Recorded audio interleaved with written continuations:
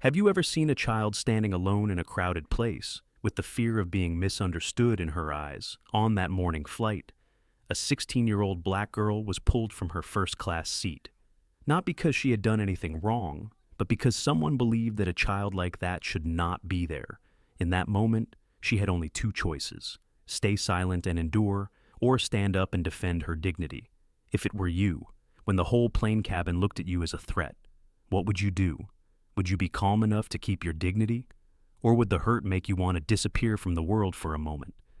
And a more important question: how many times in our lives have we been judged by our appearance, by our skin color, by our age, even though inside is a loving heart and a story no one has ever heard? Stay with me. This story is not just about injustice, but also about courage, fatherhood, and the power of self-respect.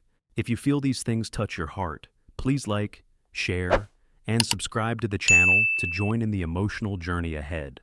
The cabin lights glowed a soft amber, the kind you see in old diners along quiet American highways, warm, but unable to hide the tension sitting in the air. You could taste it, in the silence so sharp it felt like stepping barefoot on gravel. Passengers shifted in their seats, whispering behind cupped hands, pretending not to stare while staring anyway. It was the kind of moment where no one asked what happened, but everyone acted as if they already knew. And right at the center of that uncomfortable spotlight stood 16-year-old Lena Williams, her backpack hanging off one shoulder and her boarding pass still crumpled in her trembling hand.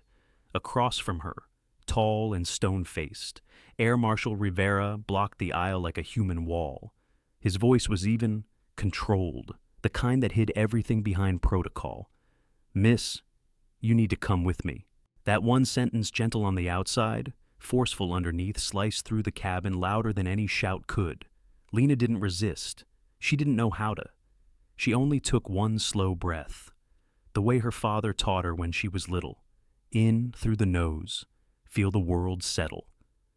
Out through the mouth, let it go, even if it's not fair. Her fingers tightened around the strap of her backpack as she stepped away from her first-class seat 2A, the seat she'd dreamed of sitting in since she was 9, a seat that now looked like a piece of forbidden furniture in someone else's home. The passengers watched her walk, their eyes a strange mix of pity, judgment, and that familiar American curiosity reserved for trouble on airplanes. A couple leaned aside to make space, others didn't. Someone muttered something about kids these days. No one knew the full story, but the scene was too dramatic to ignore. And that's often how storms begin, not with thunder, but with eyes. But before that moment spiraled into the chaos it would soon become, before the entire flight would be grounded and an airline thrown into crisis, before a father's voice over a phone line would stop an entire system in its tracks, Lena had simply been a girl boarding a plane. A girl who believed, for a few brief minutes, that the world might finally let her belong. It had started barely 15 minutes earlier. Lena stepped onto Flight 482 of Liberty Air with the kind of quiet excitement that doesn't show on the face but pulses in the chest. She'd been on planes before economy seats, cramped legs, plastic cups of lukewarm apple juice, but never like this. Never with a first-class boarding pass. Never with a seat that reclined like a soft sigh and offered blankets that didn't feel like cardboard. This was supposed to be a gift she'd earned. She pressed her boarding pass between her fingers, smoothing the creases for the 10th time. Seat 2A, first class. She whispered it to herself, as though saying it softly made it more real. First class meant more than comfort. For Lena, it meant something she hadn't always felt in the world: possibility. Her mother had saved for months to gift her this ticket. She said it was a way to celebrate Lena's STEM award, the one she'd won after building a predictive climate model that impressed her school board. "A bright mind deserves a bright view," her mother had told her, tucking the ticket into her backpack with loving hands. Lena held on to that memory now as she stepped onto the pristine carpet of the first-class cabin, thicker, quieter, the kind that swallowed footsteps whole. Passengers seated near the front looked up. Some smiled politely. Some offered the familiar little nod that older Americans give to young people doing something out of place in a pleasant way. And then there were the other looks, the ones Lena had grown used to, in small ways curious, measuring, unsure. Looks that asked questions people didn't dare speak aloud. She found her seat and slid into it, slipping off her hoodie. The sun pressed through the small oval window, warming her arm. Outside, airport workers moved like coordinated dancers with headsets and neon vests. A luggage cart hummed by. The wings stretched out like the spine of a giant metal bird. For one moment, just one, Lena felt peace. She even allowed herself a small smile. But storms don't need permission. The first crack in the branch came from across the aisle. An older woman wearing pearls and a pressed beige cardigan. Mrs. Caldwell glanced over her reading glasses at Lena. The look wasn't hostile at first, just puzzled, like someone seeing a puzzle piece in the wrong box. Lena nodded at her politely. A smile, a simple act of grace. Mrs. Caldwell didn't smile back. Instead, she leaned slightly over the armrest, her tone light but edged. Sweetheart, are you sure you're in the right seat? It was the type of question that seemed harmless to people who'd never been questioned like that. But to anyone who'd lived inside assumptions cast by strangers, the sting was immediate. Lena had heard versions of that voice all her life. At the grocery store checkout line, at the science fair, at the library when she reached for a book that looked too advanced. And now, here, in a first-class seat she had every right to sit in. Still, she stayed calm. Always calm. Her father's voice echoed in her memory. People will sometimes see the picture they expect, not the one in front of them. Don't let that define you. Stand your ground quietly. Let the truth make the noise. She lifted her boarding pass with a soft breath. Yes, ma'am, she said, her voice steady. This is 2A. Mrs. Caldwell squinted, as though refusing to believe the evidence in front of her. You're awfully young to be sitting up here, aren't you? She pressed. I'm 16, ma'am, and you paid for that seat my mom did. As a gift. The woman's expression tightened, not satisfied, not convinced, not willing to let it rest. That was when she pressed the call button, and that was when the branch truly cracked. The flight attendant who arrived first, Molly Henderson, wore the gentle smile of someone trained to soothe, but her eyes flickered with hesitation the moment she saw Lena. Hi there, sweetheart, Molly said softly. Mind if I check your boarding pass again? Again. That word sank into Lena's chest like a quiet stone. She handed it over without a word. Molly looked at the ticket, at Lena, at the seat, back at the ticket again. Her smile faltered just slightly, not out of malice, but uncertainty. The kind of uncertainty that grows roots when nurtured by one confident accusation. Mrs. Caldwell's voice floated in gently. I just want to be sure everything is appropriate. Appropriate. Such a small word. Such a cutting blade. That was the moment when other passengers began to look up. Not all at once, but gradually. One pair of eyes, then two, then five, then more. Lena felt them gathering around her like invisible hands pressing in from every direction. She swallowed. She kept breathing. She reminded herself she belonged here. But belonging isn't always enough when the world decides otherwise. And that was how the storm began. With a teenage girl in a first-class seat, a fragile piece, and the slow, steady unraveling of a misunderstanding that wasn't a misunderstanding at all. It was a pattern, one she knew too well, one America knew too well. And in the next 14 parts of this story, that pattern would collide with power and crack the sky wide open. The cabin settled into a quiet that felt strangely heavy, a quiet that did not soothe, but instead filled the space between heartbeats. Lena eased back into her seat, though her body remained tense, as if preparing for another wave of questioning. She tried to focus on the steady hum of the engines outside, that low mechanical whisper promising the start of a journey. But the promise felt distant now. Across the aisle, Mrs. Caldwell lifted her magazine again, though she did not turn a page.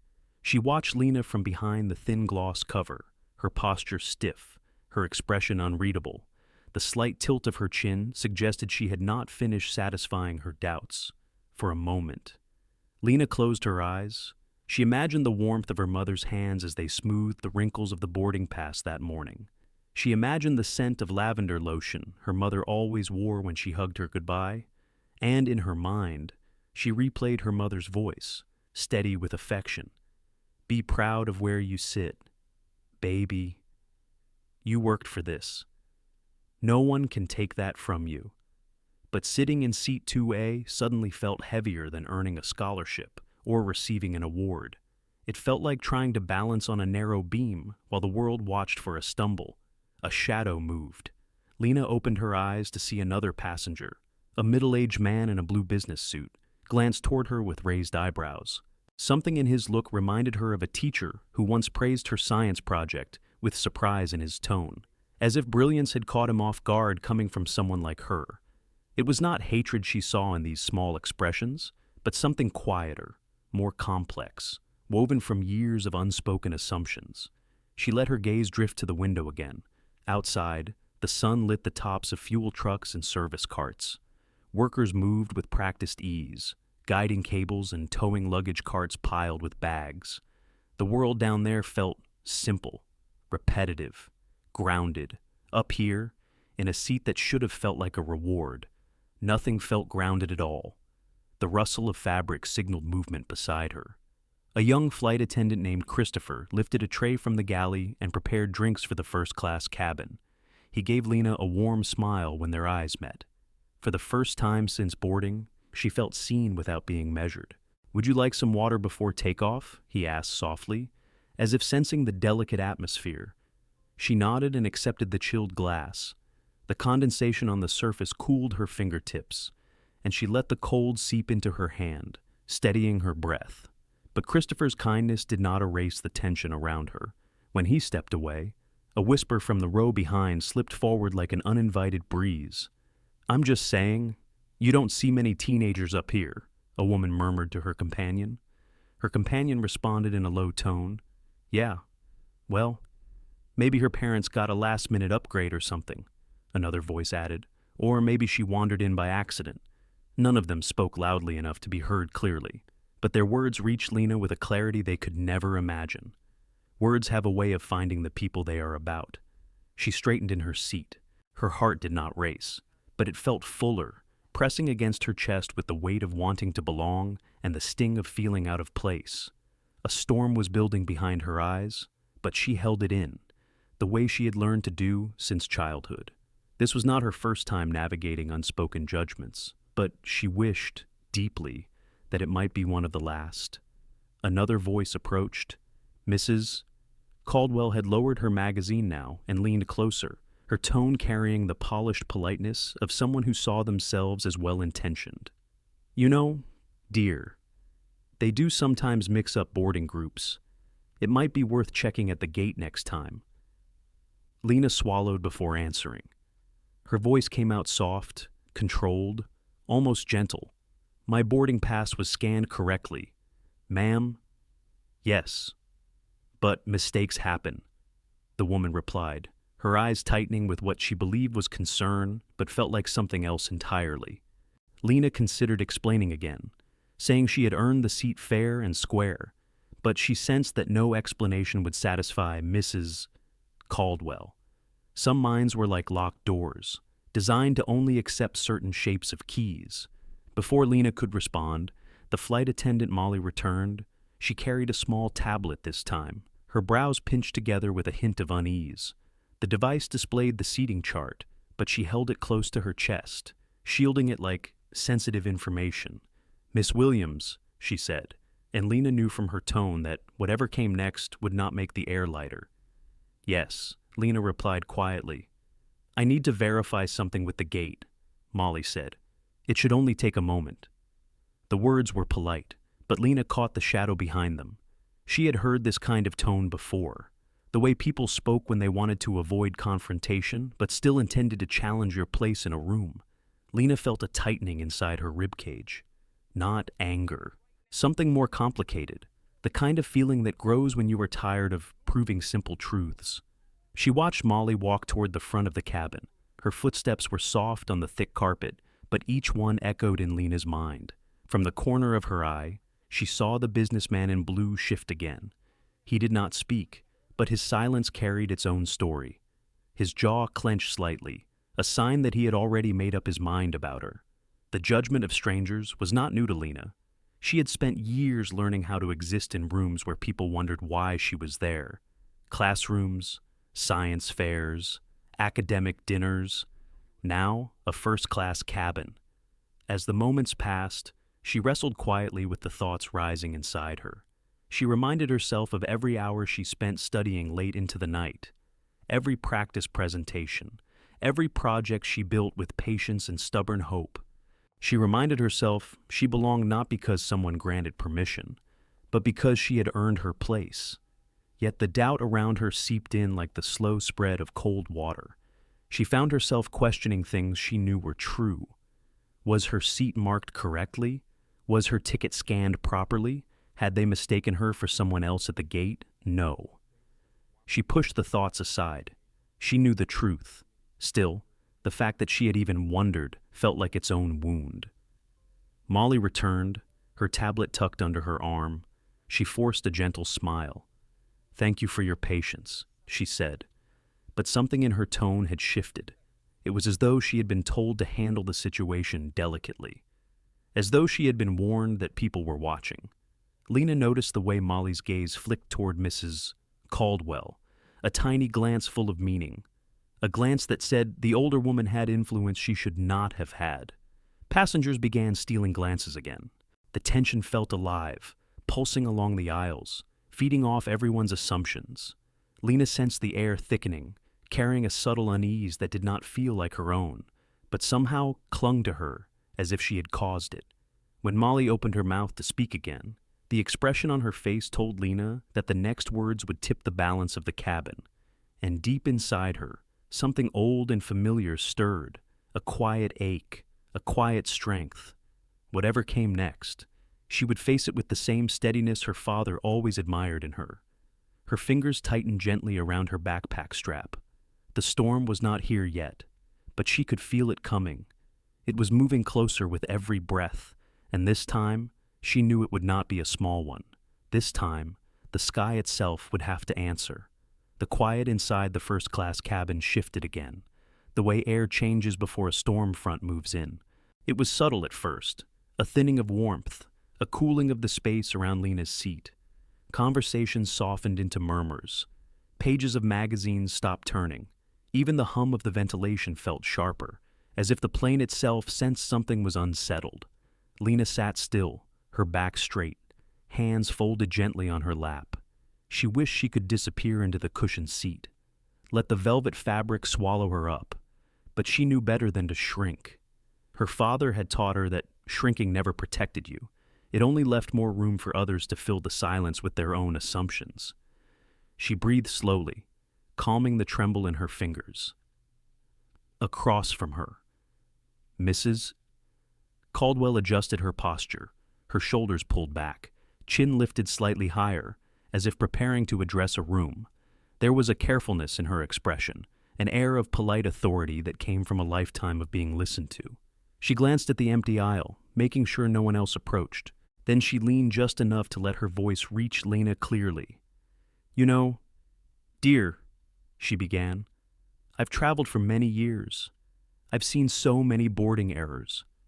She tapped her fingertips lightly against the armrest.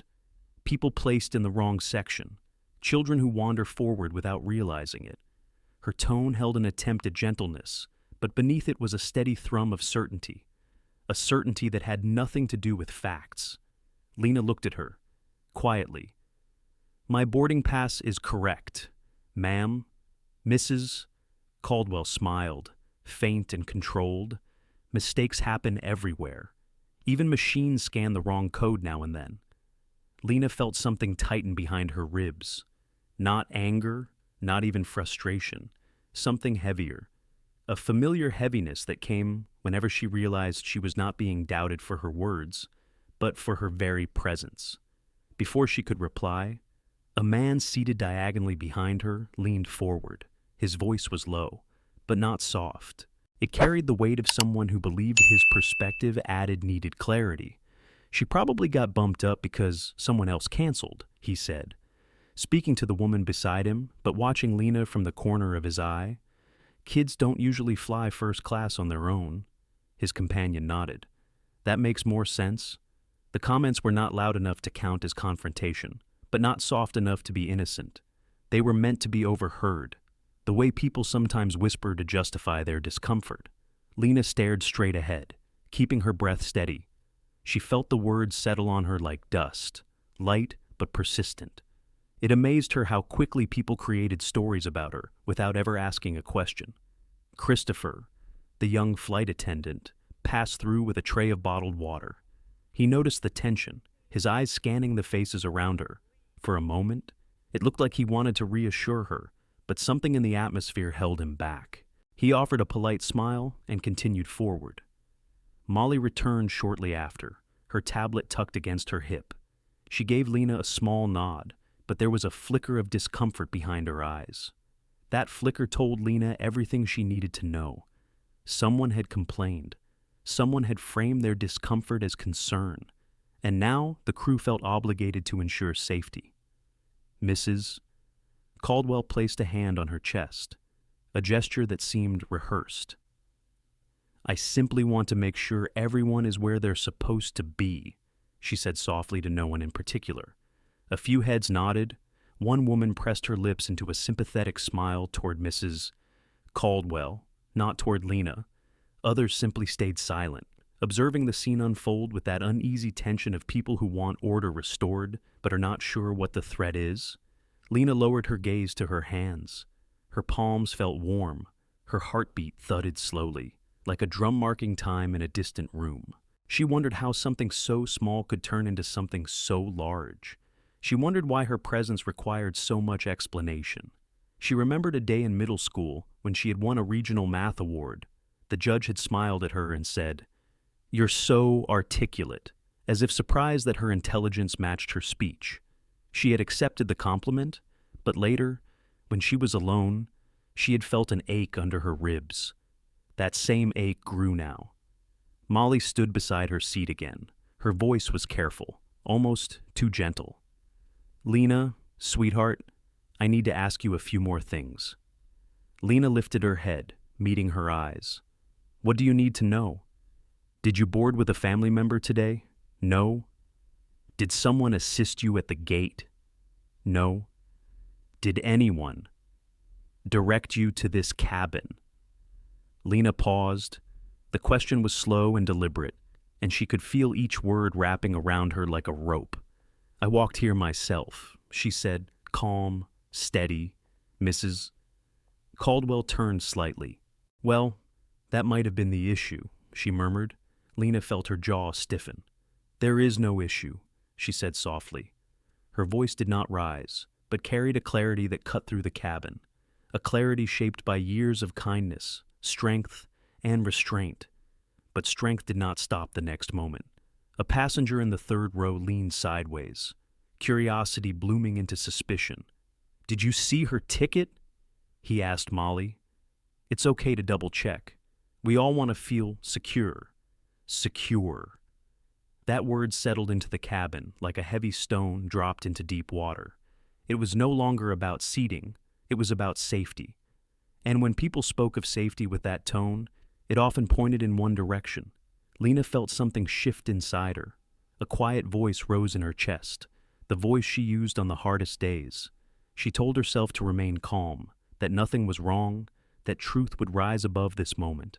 But another part of her, the part that understood the weight of history, whispered that truth alone did not always win.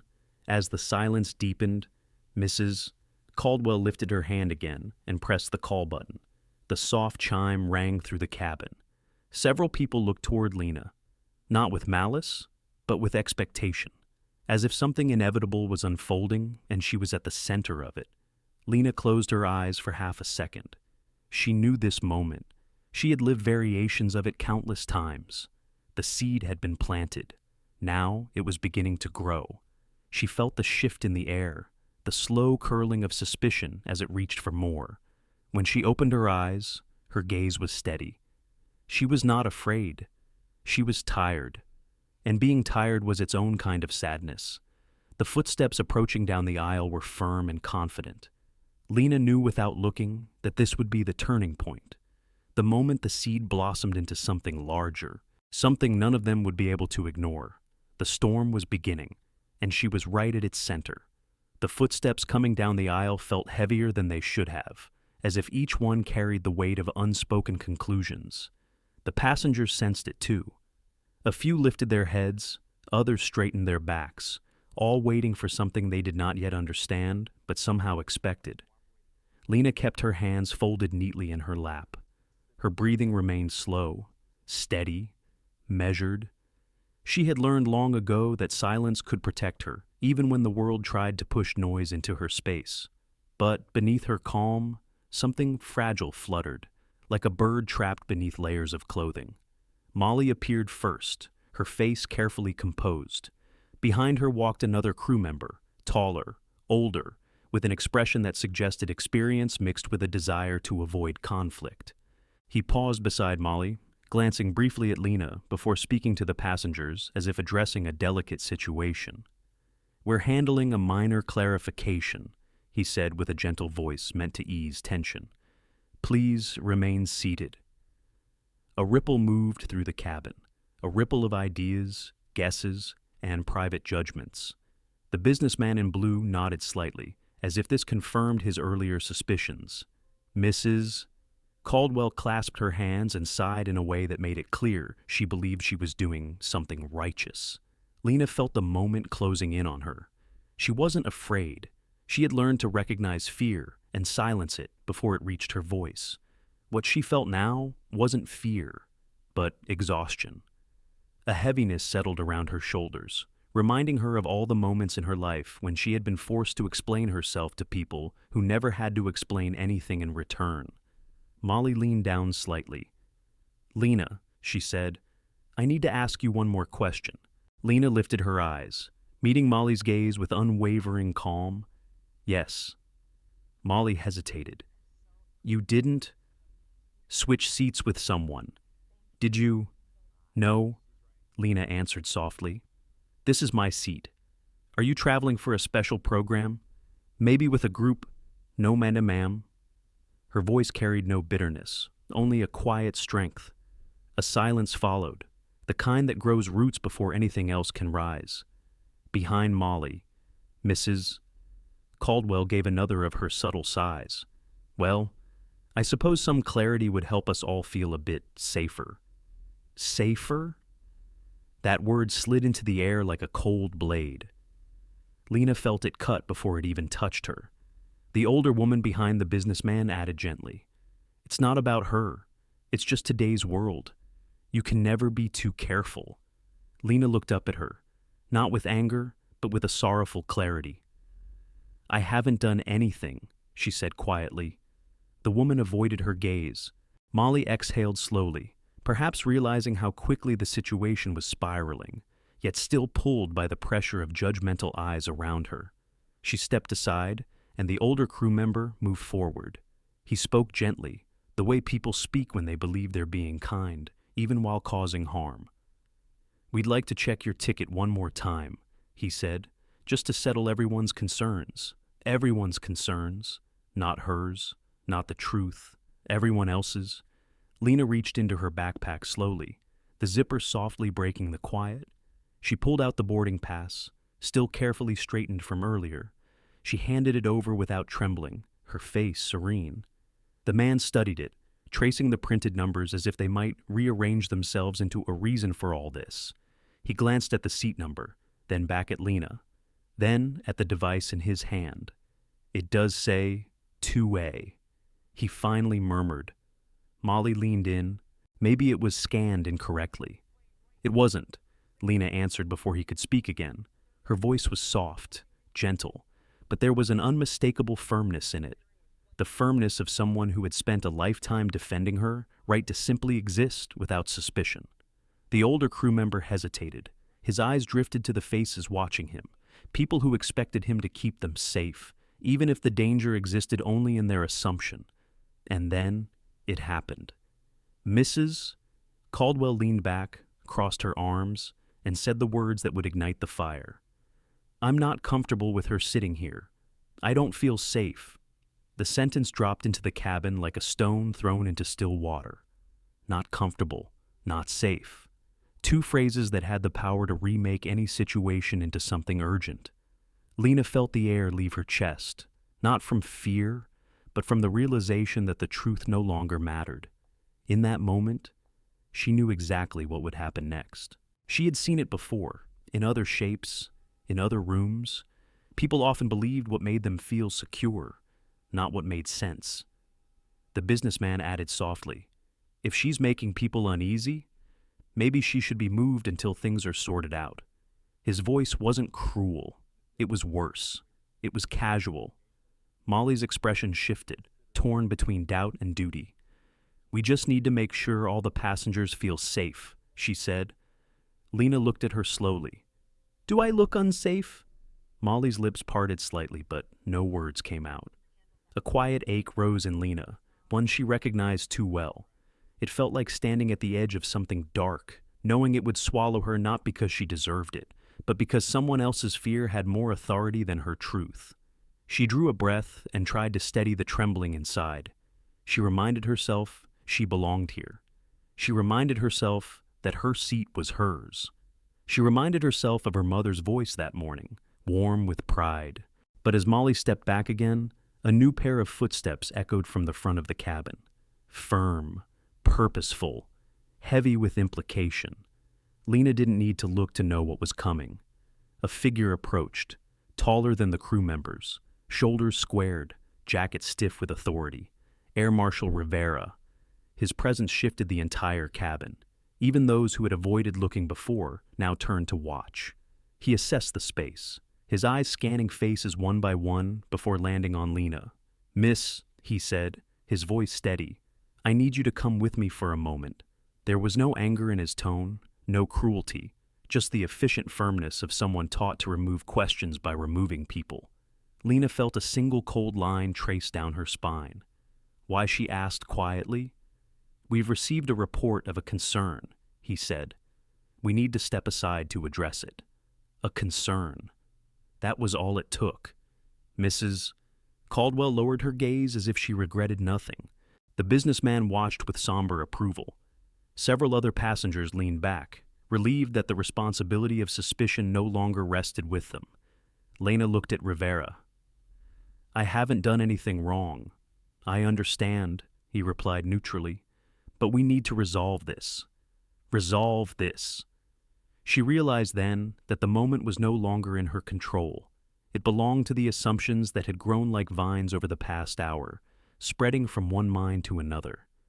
She stood slowly, quietly, with the dignity she had learned from her father.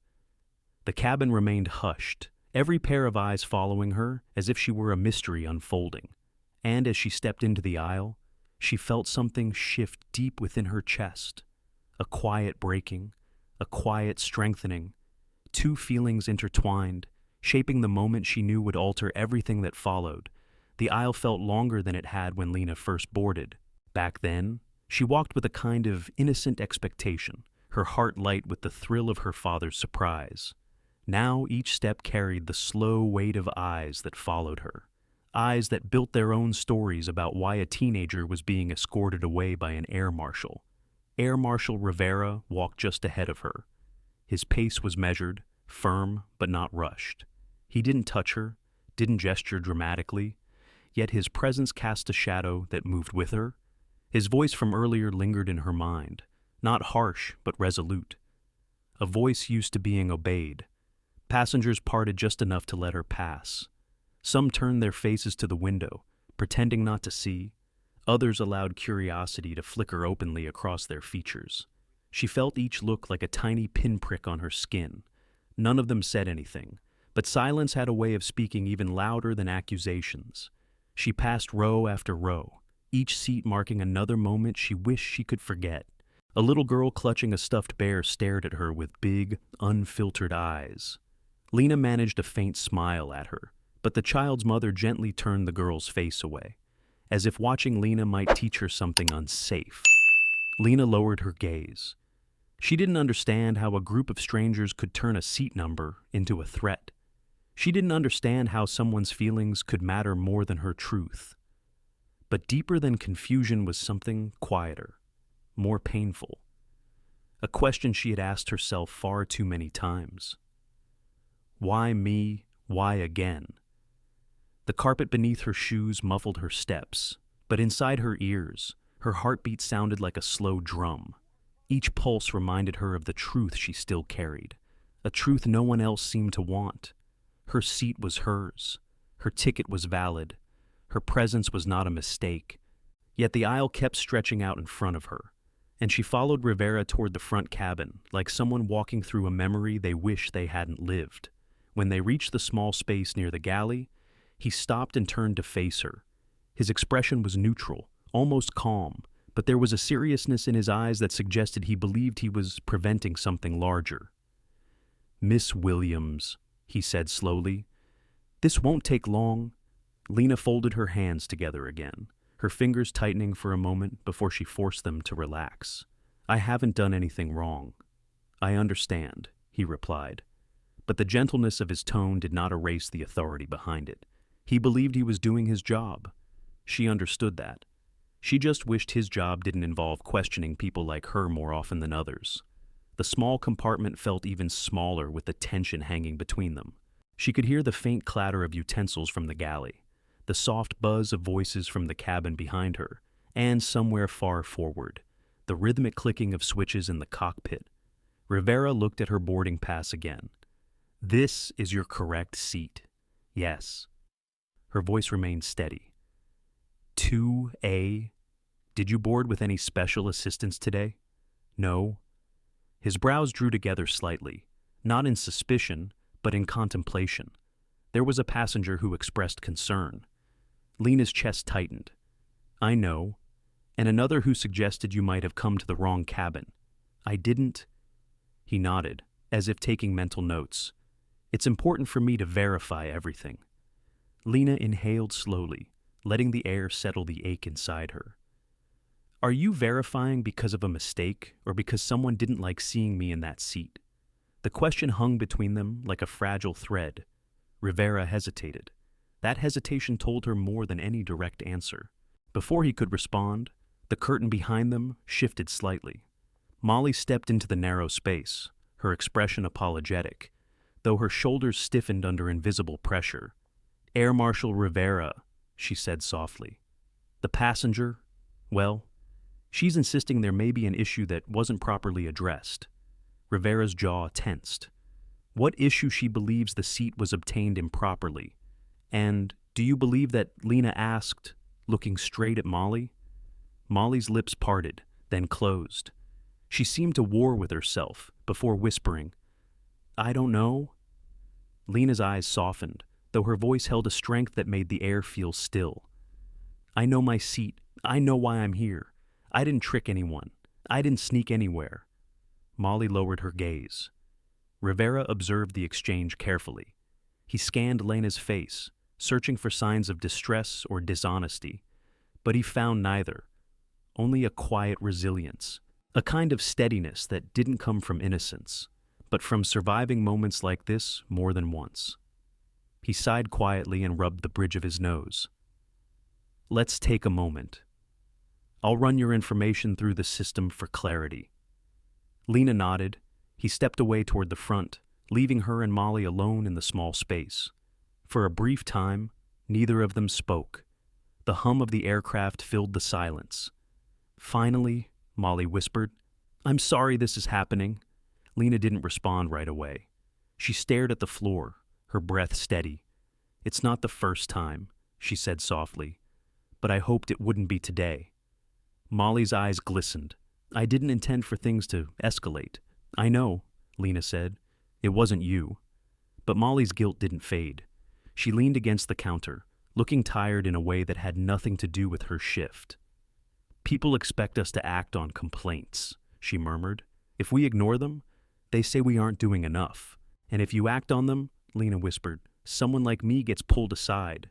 Molly looked at her, and in that moment, she understood a truth she had never spoken aloud. "I guess Either way, someone gets hurt. Lena didn't answer. She didn't need to. The silence spoke for both of them. A few minutes later, Rivera returned. His expression had shifted. It held more clarity, more certainty, and something else. Regret. "Miss Williams," he said gently, "your ticket is verified. Everything checks out." Lena closed her eyes for a breath. Not relief, just a pause. A moment to acknowledge the truth finally recognized without celebration. "Thank you," she murmured. But his next words dimmed even that small breath of peace. "However," he added, "the passenger who raised the concern insists she still feels unsafe. She's saying that your behavior was suspicious." The word struck her harder than anything before. Suspicious. A word with sharp edges. A word people used when they wanted to justify fear. She swallowed. "What behavior?" "She said you were avoiding eye contact, that you seemed nervous." Lena stared at him, her eyes widening slightly. "I was reading. I was quiet because people were staring at me." Rivera nodded. "I know. I understand that. But I need to decide how to address the situation without escalating it." Molly looked at him anxiously. "She didn't do anything." Rivera breathed in slowly. "I know." Lena's voice softened. "So, what happens now?" He looked at her for a long moment before answering. "I need you to stay here with me while I speak to the captain." A pause. Not an accusation, not an arrest, but not freedom either. Lena felt a deep ache forming in her chest. She hadn't done anything wrong, but she was the one removed. She was the one questioned. She was the one waiting in a cramped galley while strangers sat comfortably in their seats. She sat quietly on the small jump seat, her hands folded, her eyes lowered. Her breathing stayed steady, but inside her, something fragile shivered. The silence around her felt thicker now. She wondered what her father would say if he could see her. She wondered if he would still tell her to be proud. She wondered if he could hear her heart breaking in that narrow space. Rivera stepped toward the cockpit, and the door closed behind him with a soft click, a click that sounded like a lock, a click that felt like the start of something she could no longer hold back. The small galley felt colder as time passed, not the kind of cold that touched the skin, but the kind that settled in the heart, the kind that made the air feel strangely hollow.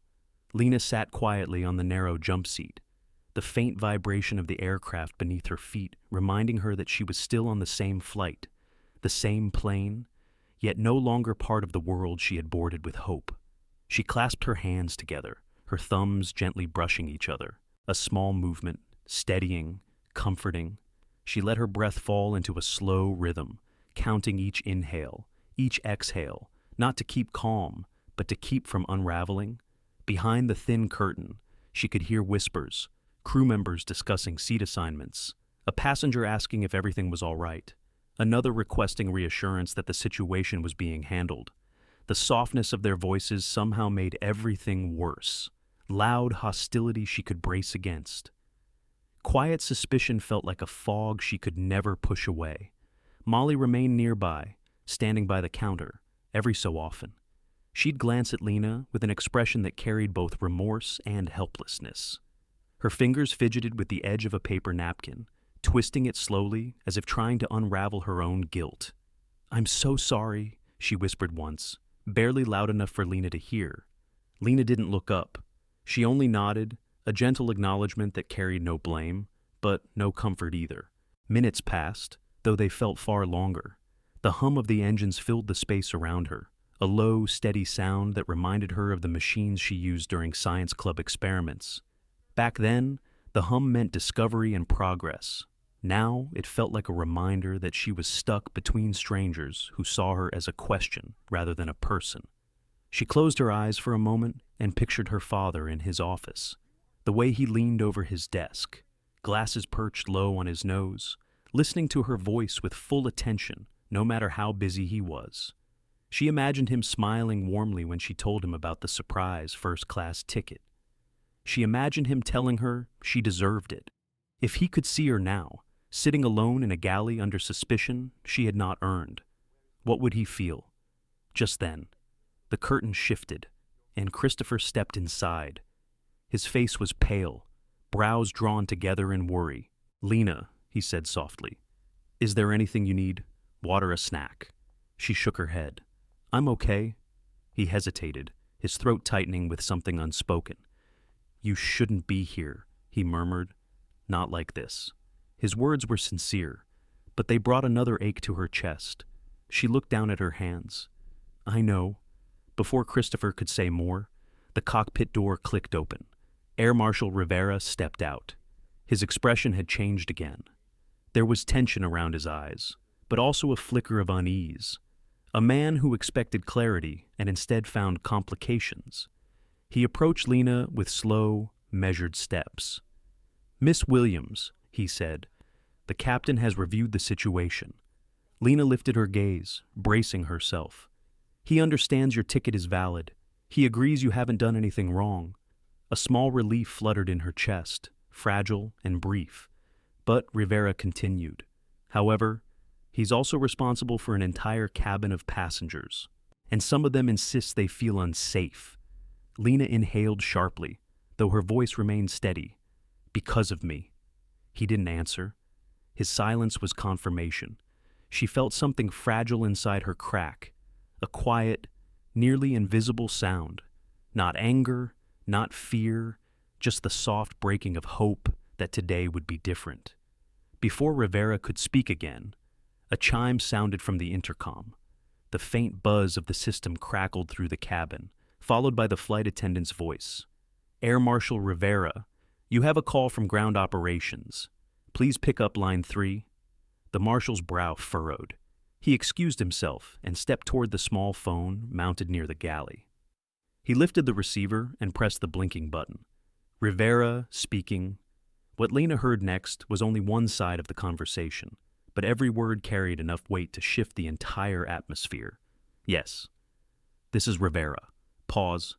"She's here with me." Another pause. "Yes, I understand." His eyes widened a fraction. "Her father." He turned slightly, glancing at Lena. "Aegis Corps." The CEO silence. "Yes, sir." "I understand. I'll address it immediately." He lowered the phone slowly, his fingers gripping the receiver just a moment longer before placing it back in its cradle. For the first time since she had met him, Rivera looked uncertain. He walked back to Lena with a changed expression, not softer, not colder, but aware, deeply aware. "Miss Williams," he said quietly, "your father has contacted corporate security and the airline's executive office."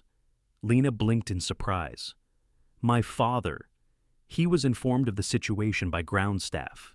He's very concerned." Molly gasped softly, covering her mouth with her fingers. Rivera continued. "He stated that his daughter is being treated unfairly. He demanded immediate clarification on why a verified passenger was removed from her seat." A strange hush fell over the space. Christopher looked from Rivera to Lena, shocked. Molly stepped back, her cheeks draining of color. Lena felt heat bloom in her chest, not of anger, but of something tender and painful all at once. Her father knew.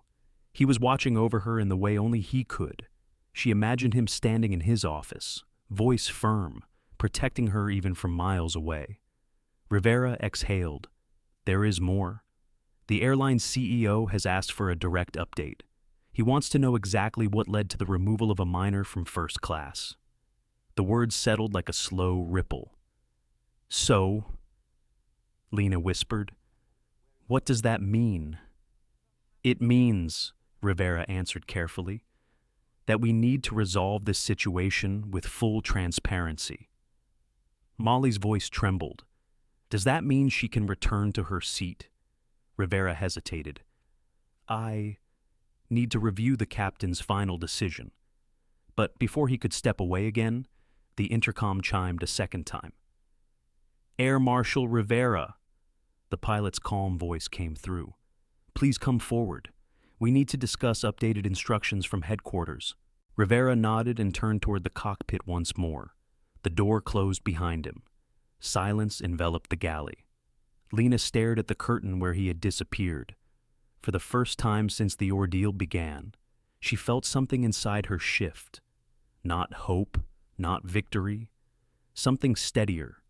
Something that felt like the beginning of truth and pushing its way into the light. Christopher finally spoke.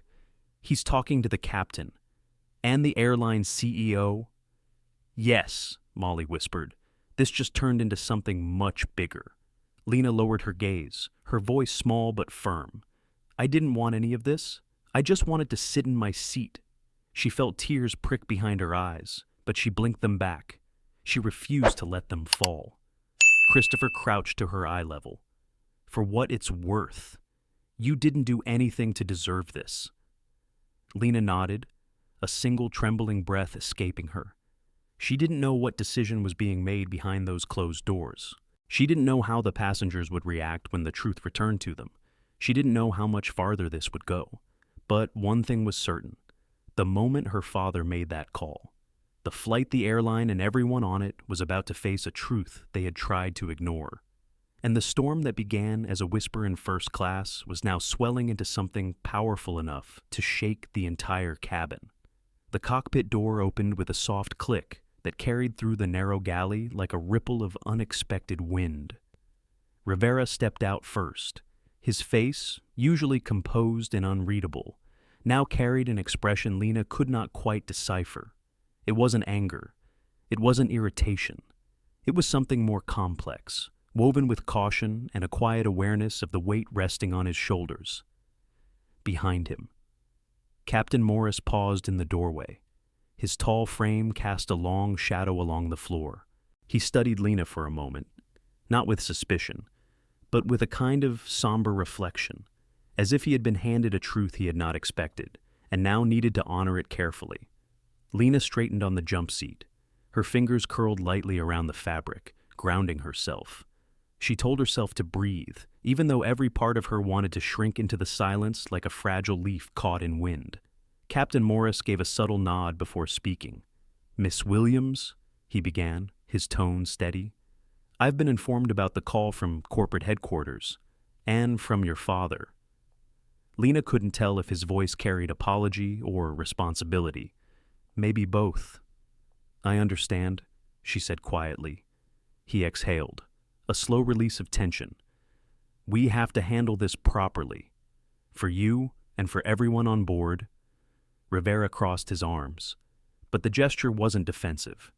It was thoughtful, the stance of a man reassessing everything he had assumed. "We reviewed the boarding logs again," Rivera said. "Your ticket was processed correctly. There were no irregularities." Lena nodded. Molly stood behind them, her face pale, her breathing shallow. Christopher lingered near the curtain, watching anxiously. "And," Rivera continued, "the airline has requested a full explanation for why you were removed from your seat." Something like a tremor passed through the air. Lena swallowed. Because a woman felt unsafe. Captain Morris lowered his gaze. "Yes, that complaint forced us to intervene. But the complaint was based on nothing," Lena whispered. There was no anger in her voice, only quiet truth, soft yet unshakable. Rivera let out a slow breath. "Complaints related to safety. We're trained to respond to them, even when they seem vague." "You mean even when they're wrong?" Lena said gently. His throat tightened. Sometimes fear disguises itself as caution, and sometimes caution leads to mistakes. For the first time that day, Rivera looked away, as if ashamed of the reality he had been part of. The captain stepped forward. "Miss Williams, your father asked one question that has stayed in my mind since his call." Lena met his eyes. He asked, "Why was my daughter singled out when nothing she did suggested she was a threat?" The quietness that followed felt heavier than any accusation. Christopher lowered his head. Molly stared at the floor as if afraid to look at Lena. Captain Morris continued, voice quieter now. "The truth is, we should have asked more questions before asking you to leave your seat." Lena's chest tightened. "So, what happens now?" The captain glanced at Rivera, then back at her. "You're going back to first class." Lena's breath caught. She didn't move, didn't speak. For a moment, Her mind felt suspended between disbelief and the soft ache of vindication. But, the captain added carefully, I need to prepare the passengers for that. They must understand the situation clearly. There can't be any more confusion. Molly spoke suddenly, her voice trembling. Captain, if I may. The misunderstanding grew because I didn't speak up sooner. I let uncertainty guide me when I should have trusted the scan. Her words shook slightly. She took a breath and placed a hand on the counter to steady herself. Lena looked at her, and for the first time, Molly couldn't hide the guilt in her expression. I'm really sorry, she whispered. Lena nodded gently. I know you didn't mean harm. The captain watched them quietly, then said, Let's handle this step by step. First, I'll address the passengers. He motioned for Rivera to follow him. They disappeared back through the curtain, leaving Lena in the small space with Molly and Christopher. Christopher knelt slightly so he could meet her eyes. You're stronger than anyone else on that plane. The warmth in his voice almost undid her. She felt something loosen in her chest, a knot she hadn't known she was holding. I don't feel strong, she said softly. You don't have to feel it, he said gently. You're living it. A small silence grew between them, deep but comforting. Then, from behind the curtain, the soft chime of the intercom sounded. Ladies and gentlemen. Captain Morris's voice filled the cabin, steady but carrying a weight the passengers were not used to hearing. I need to clarify a matter before we proceed with departure. Lena closed her eyes, listening. Earlier, a passenger was temporarily asked to step out of first class due to a concern reported by another traveler. After reviewing all information, I can confirm that the passenger's ticket was valid, properly scanned, and appropriately assigned. Those words, simple as they were, felt like a hand reaching out through the dark. Furthermore, the captain continued, this passenger was not at fault for any disturbance or irregularity. Lena opened her eyes slowly. Her breathing deepened, steadier now. Christopher placed a comforting hand over his heart, silent but supportive. In a moment, the captain said, She will return to her seat. I expect everyone to treat her with respect. The cabin fell quiet in response. Not silence of resistance, silence of realization. A few seconds later, the curtain lifted again. Rivera entered first, his expression clearer than before. He extended a hand toward the aisle. Miss Williams, he said softly, let's take you back. Lena stood. Her legs felt light, almost too light to carry her. But she stepped forward anyway. Walking back down the aisle was nothing like being escorted from it earlier. The air felt different, charged with a tension that was no longer pointed at her, but turned inward on the passengers who watched her. Some lowered their eyes, others pretended to read magazines. A few simply stared, guilt flickering across their faces. Mrs. Caldwell stiffened in her seat as Lena passed. The older woman clutched her purse, lips pressed tightly together. For a moment, their eyes met. Lena didn't glare or shrink. She simply held the gaze, calm and steady. The older woman looked away first. Lena reached seat 2A. Christopher gently helped her place her backpack back under the seat. Molly approached with a blanket, quietly draping it over Lena's lap, as if trying to make amends in the only way she knew. No one spoke, but the stillness around Lena felt different now.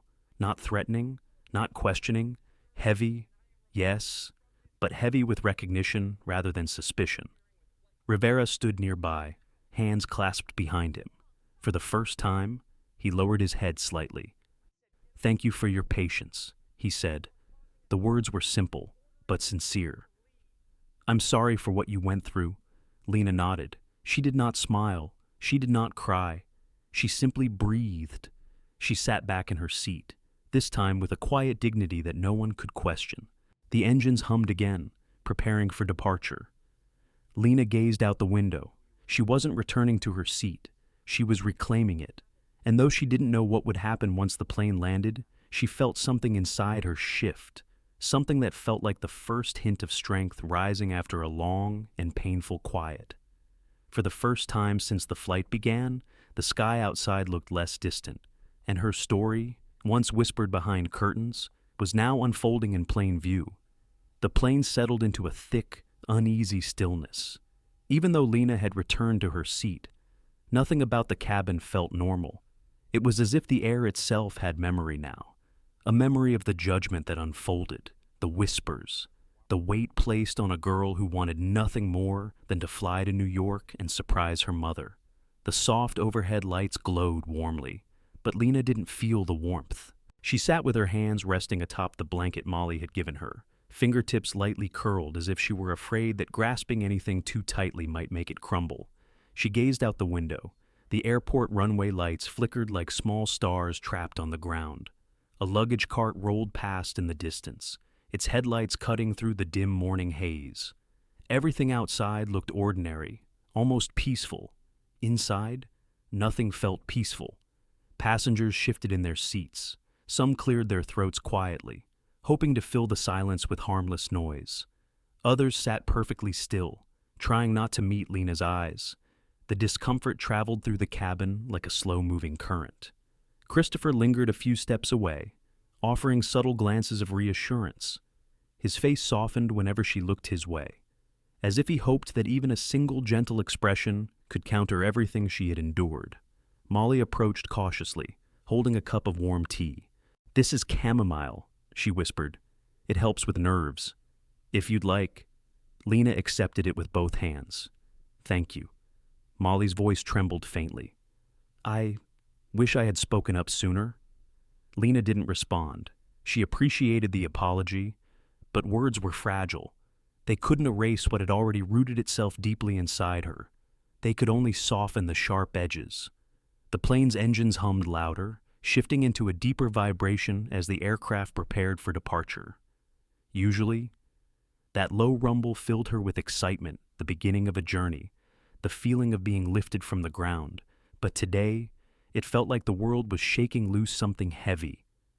The cabin door closed, the latch locked into place with a firm click. Captain Morris made an announcement about their delayed departure time. Though his voice carried a tension the passengers weren't used to hearing, they listened carefully, sensing something beneath the surface. As the plane taxied, the first-class cabin grew quieter still. Lena sipped her tea slowly. The warmth against her palms was soothing, but her chest remained tight, like a knot twisted too many times. She felt someone watching her. Turning slightly, she saw Mrs. Caldwell. The older woman's posture was stiff, her fingers intertwined on her lap. There was no triumph in her expression now, no confidence, only a kind of rigid discomfort, as though confronted with a truth she didn't know how to swallow. Their eyes met briefly. Mrs. Caldwell looked away almost instantly. Lena didn't feel satisfaction. She didn't even feel anger. She felt tired, bone-tired, heart-tired, the kind of tiredness that came from carrying years of quiet battles on her back. The plane turned onto the runway. The engines roared, gaining power. The aircraft accelerated smoothly, pressing passengers back against their seats. Lena closed her eyes as the plane lifted off, not because she was afraid of flying, but because the moment the wheels left the ground, she wished she could leave everything that had happened on the runway below. But the memory clung to her. As they climbed above the clouds, she opened her eyes again. Sunlight spilled across her face, warm and soft, like a gentle hand resting on her cheek. She turned slightly toward the window, letting the brightness melt into her. The sky stretched out endlessly, a wide open space without judgment. For a moment, she allowed herself to breathe deeply, a long, slow release. But the quiet didn't last. Rivera approached her seat. His steps were measured, but there was a weight behind them, a hesitancy she hadn't heard earlier. He paused near her armrest. "Miss Williams," he said gently. She looked up, her eyes calm but weary. "I would like to apologize once more. What happened should not have happened, not the way it did." His voice was sincere, touched by something deeper now. He wasn't just following procedure, he was acknowledging a wrong. Lena nodded, though she didn't speak. Rivera continued softly. "I have to file a full report, and I want to make sure your side is included." Her heartbeat quickened. "What do you need a statement?" he replied. Whenever you're ready, it can be brief." She looked at her hands again. The blanket felt softer now, like a thin layer of comfort she wasn't sure she deserved to accept. Her voice came out low, steady, the way she had learned to speak whenever the world tried to shrink her. "I boarded, I sat in my seat, and I waited. I didn't do anything else." Rivera nodded slowly. "That's enough. Your clarity matters."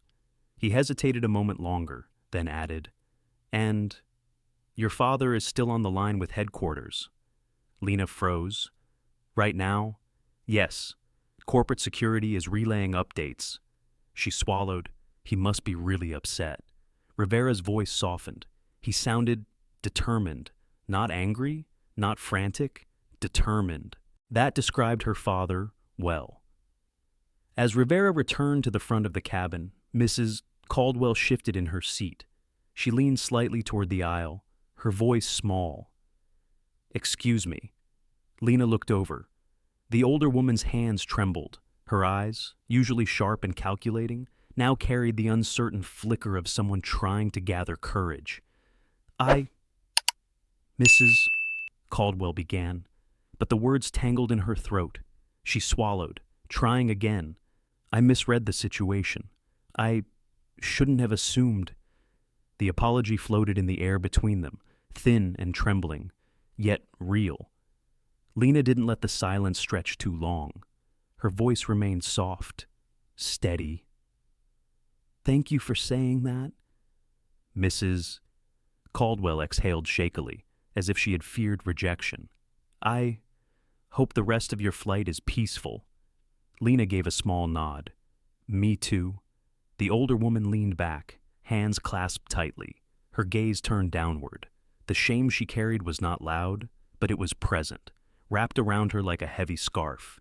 Christopher approached quietly with a tray of drinks. He paused near Lena and whispered, "You handled that with more grace than most adults I know." Lena offered him a faint smile. "I don't feel graceful." He shook his head gently. "Sometimes grace is choosing softness when the world turns hard." His words warmed her chest in a way the tea couldn't. When he walked away, Lena settled back into her seat. The cabin began to shift, slowly, into something calmer. Conversations resumed quietly. Passengers who had looked at her with suspicion now kept their distance, not out of fear, but out of a discomfort with their own actions. But Lena wasn't thinking about them anymore. She looked down at her phone. There was a message waiting. It had been sent earlier, but only now delivered through the plane's Wi-Fi. From Dad, "Call me the moment you land. I'm right here with you." Her breath caught. The screen shimmered slightly in her vision, and she blinked back, the sting of emotion rising behind her eyes. "Right here with you, even from a distance." She leaned her head gently against the window. Clouds drifted below the wings. The sunlight warmed her cheek, and for the first time since the flight began, Lena felt something different. Not fear, not shame, not exhaustion. Something quieter, something steadier. The beginning of healing, the kind that grows slowly, almost silently, after a storm passes. The kind that comes from finally being seen. The plane had leveled out above the cloud line, gliding through a soft field of white that stretched endlessly in every direction. From the window, the sunlight scattered across the surface of the clouds like reflections on calm water. It should have been the view that filled Lena with the familiar excitement she always felt during a flight. Instead, she watched the sky as if it were a distant memory she was trying to hold on to. She took a slow sip of the chamomile tea. The warmth drifted down her throat, gentle but unable to untangle the heaviness still resting in her chest. Every so often, she glanced around the cabin. The passengers had settled into a nervous stillness, not speaking much, perhaps unsure how to behave now that the story unfolding around them was no longer quietly hidden. Mrs. Caldwell stared straight ahead, fingers gripping the armrests. It wasn't fear now, but something more complicated. Regret, understanding, an internal reckoning she hadn't expected to face. Further down the aisle, a couple whispered to each other in hushed tones, glancing in Lena's direction. Their expressions no longer carried suspicion, but instead a kind of discomfort born of self-awareness. Lena had seen these shifts before in her life. People rarely admitted guilt aloud, but their silence spoke its own language. Christopher returned to her row, adjusting the curtain between first class and the galley. His presence felt grounding, like an anchor in uncertain air. He didn't speak right away. He simply stood close, ensuring she knew she wasn't alone. After a moment, he said softly, "If you need anything at all, you tell me, even if it's something small." Lena managed a quiet, appreciative breath. "Thank you.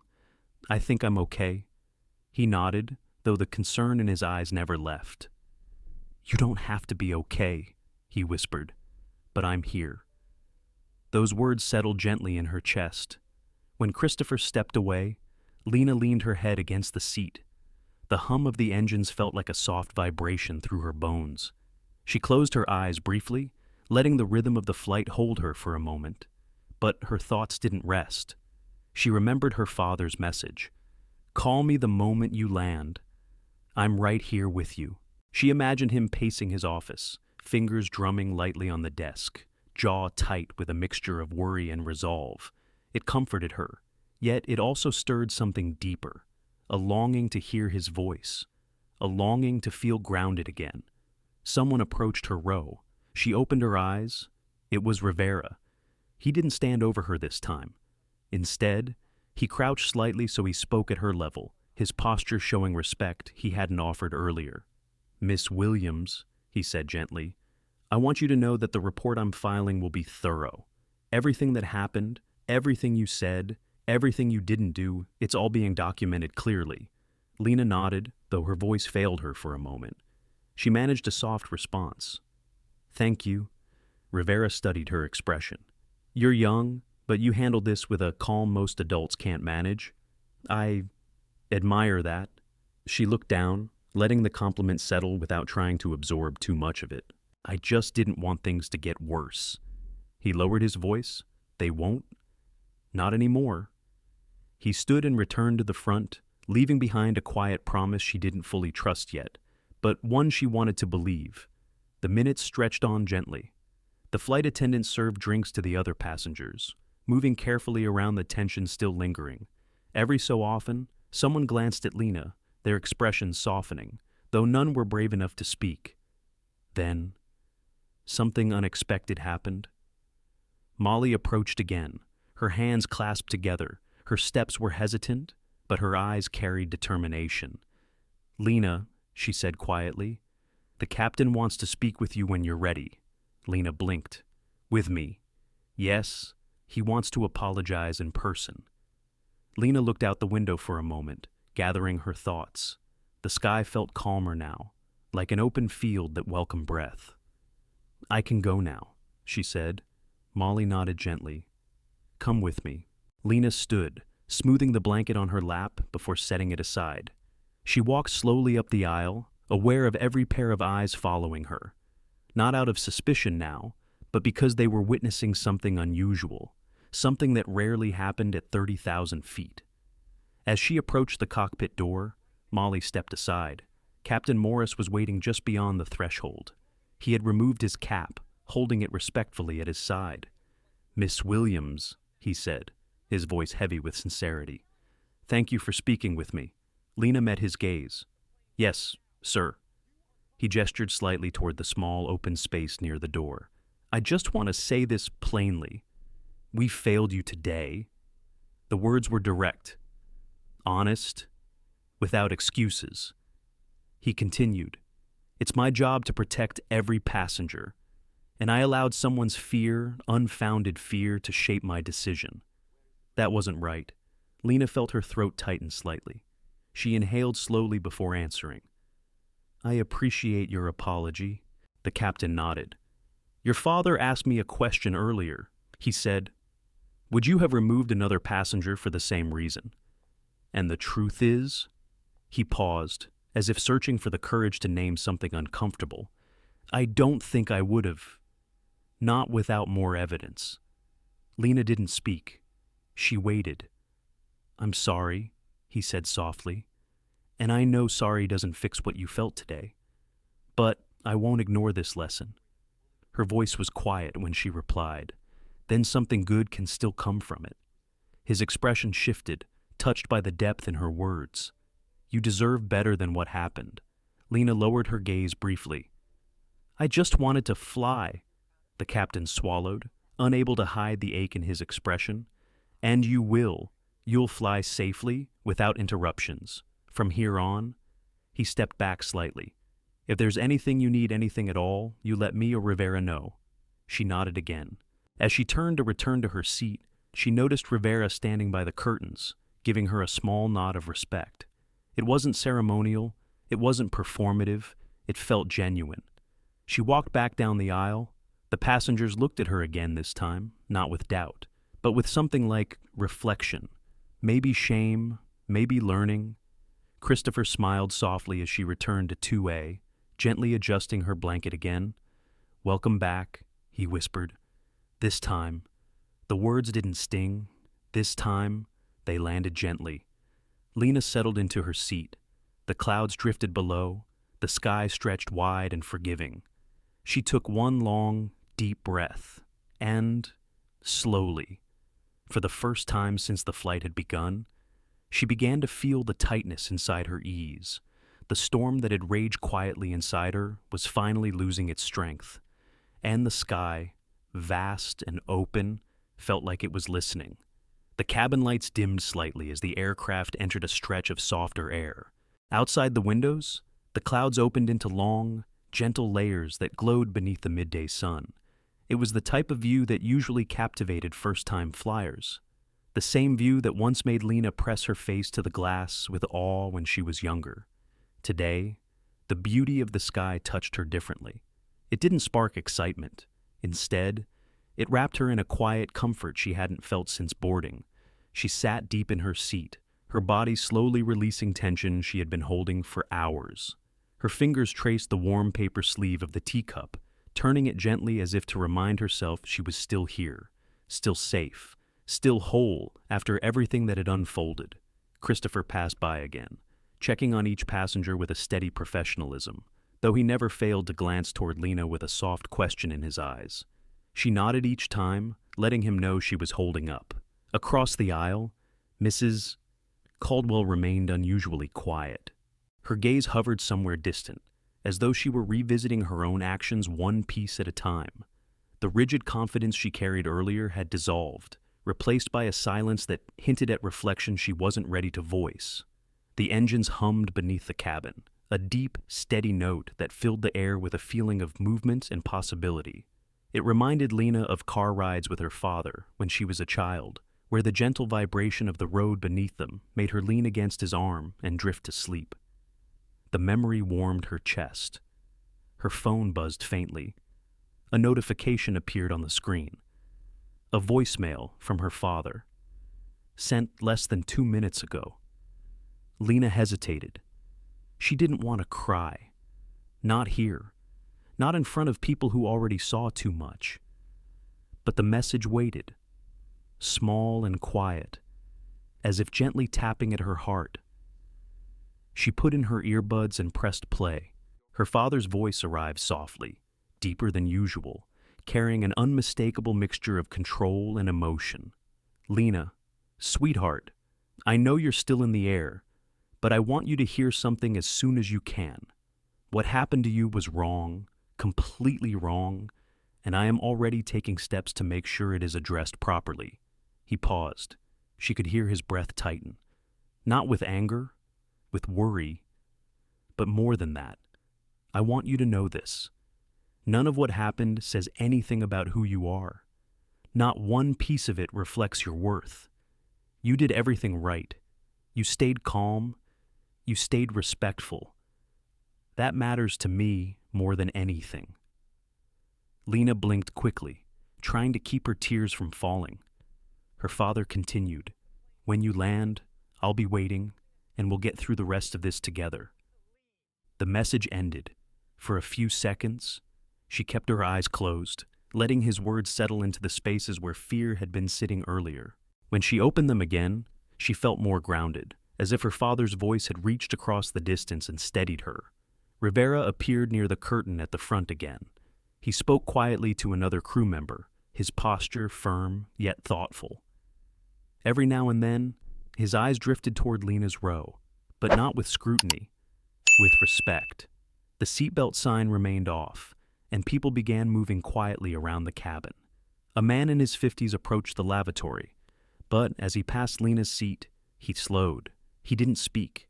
He simply touched the top of her seat back lightly, a gesture that seemed to say he acknowledged what happened, even if he didn't have the words to address it directly. The gesture surprised her. She wasn't used to quiet acts of support from strangers. Molly approached with a small plate in hand. "Lena, I brought you something. It's just fruit, but it might help you settle." Lena looked at the plate, grapes and apple slices, neatly arranged, the kind of simple snack she used to have after school. "Thank you," she said. Molly remained by her side, shifting her weight slightly. "I talked to Captain Morris. He hasn't stopped thinking about what happened. None of us have." Lena didn't want to make the woman uncomfortable, but she spoke honestly. "I didn't expect any of it." Molly's voice softened. "Neither did I. Not like this." They exchanged a small, understanding glance before Molly stepped away. Minutes passed quietly. Lena let her gaze wander to the clouds again. They looked like thick layers of cotton spread across a blue canvas. The plane seemed to float on top of them rather than cut through them. She wondered how something so gentle could exist in the same world where suspicion was so sharp. A soft voice startled her from behind. "Excuse me, dear?" She turned. "Mrs. Caldwell was leaning slightly into the aisle, her hands clasped together. Her expression was different now, open, cautious, almost fragile. Lena waited. "You handled yourself with grace today," the older woman whispered. Her voice trembled, not with fear, but with humility. "And I'm sorry I didn't." Lena held her gaze. She didn't smile. She didn't soften the moment for the older woman's comfort. Instead, she simply nodded. "I appreciate your apology, Mrs. Caldwell exhaled a shaky breath, as though relieved. "I hope to be better." "Truly." Lena nodded again, more gently this time. "We all learn." The older woman sat back, tears gathering in the corners of her eyes. She dabbed them with a tissue, her shoulders lowering in quiet release. For the first time since boarding, a sense of humanity threaded softly through the cabin, fragile, but real.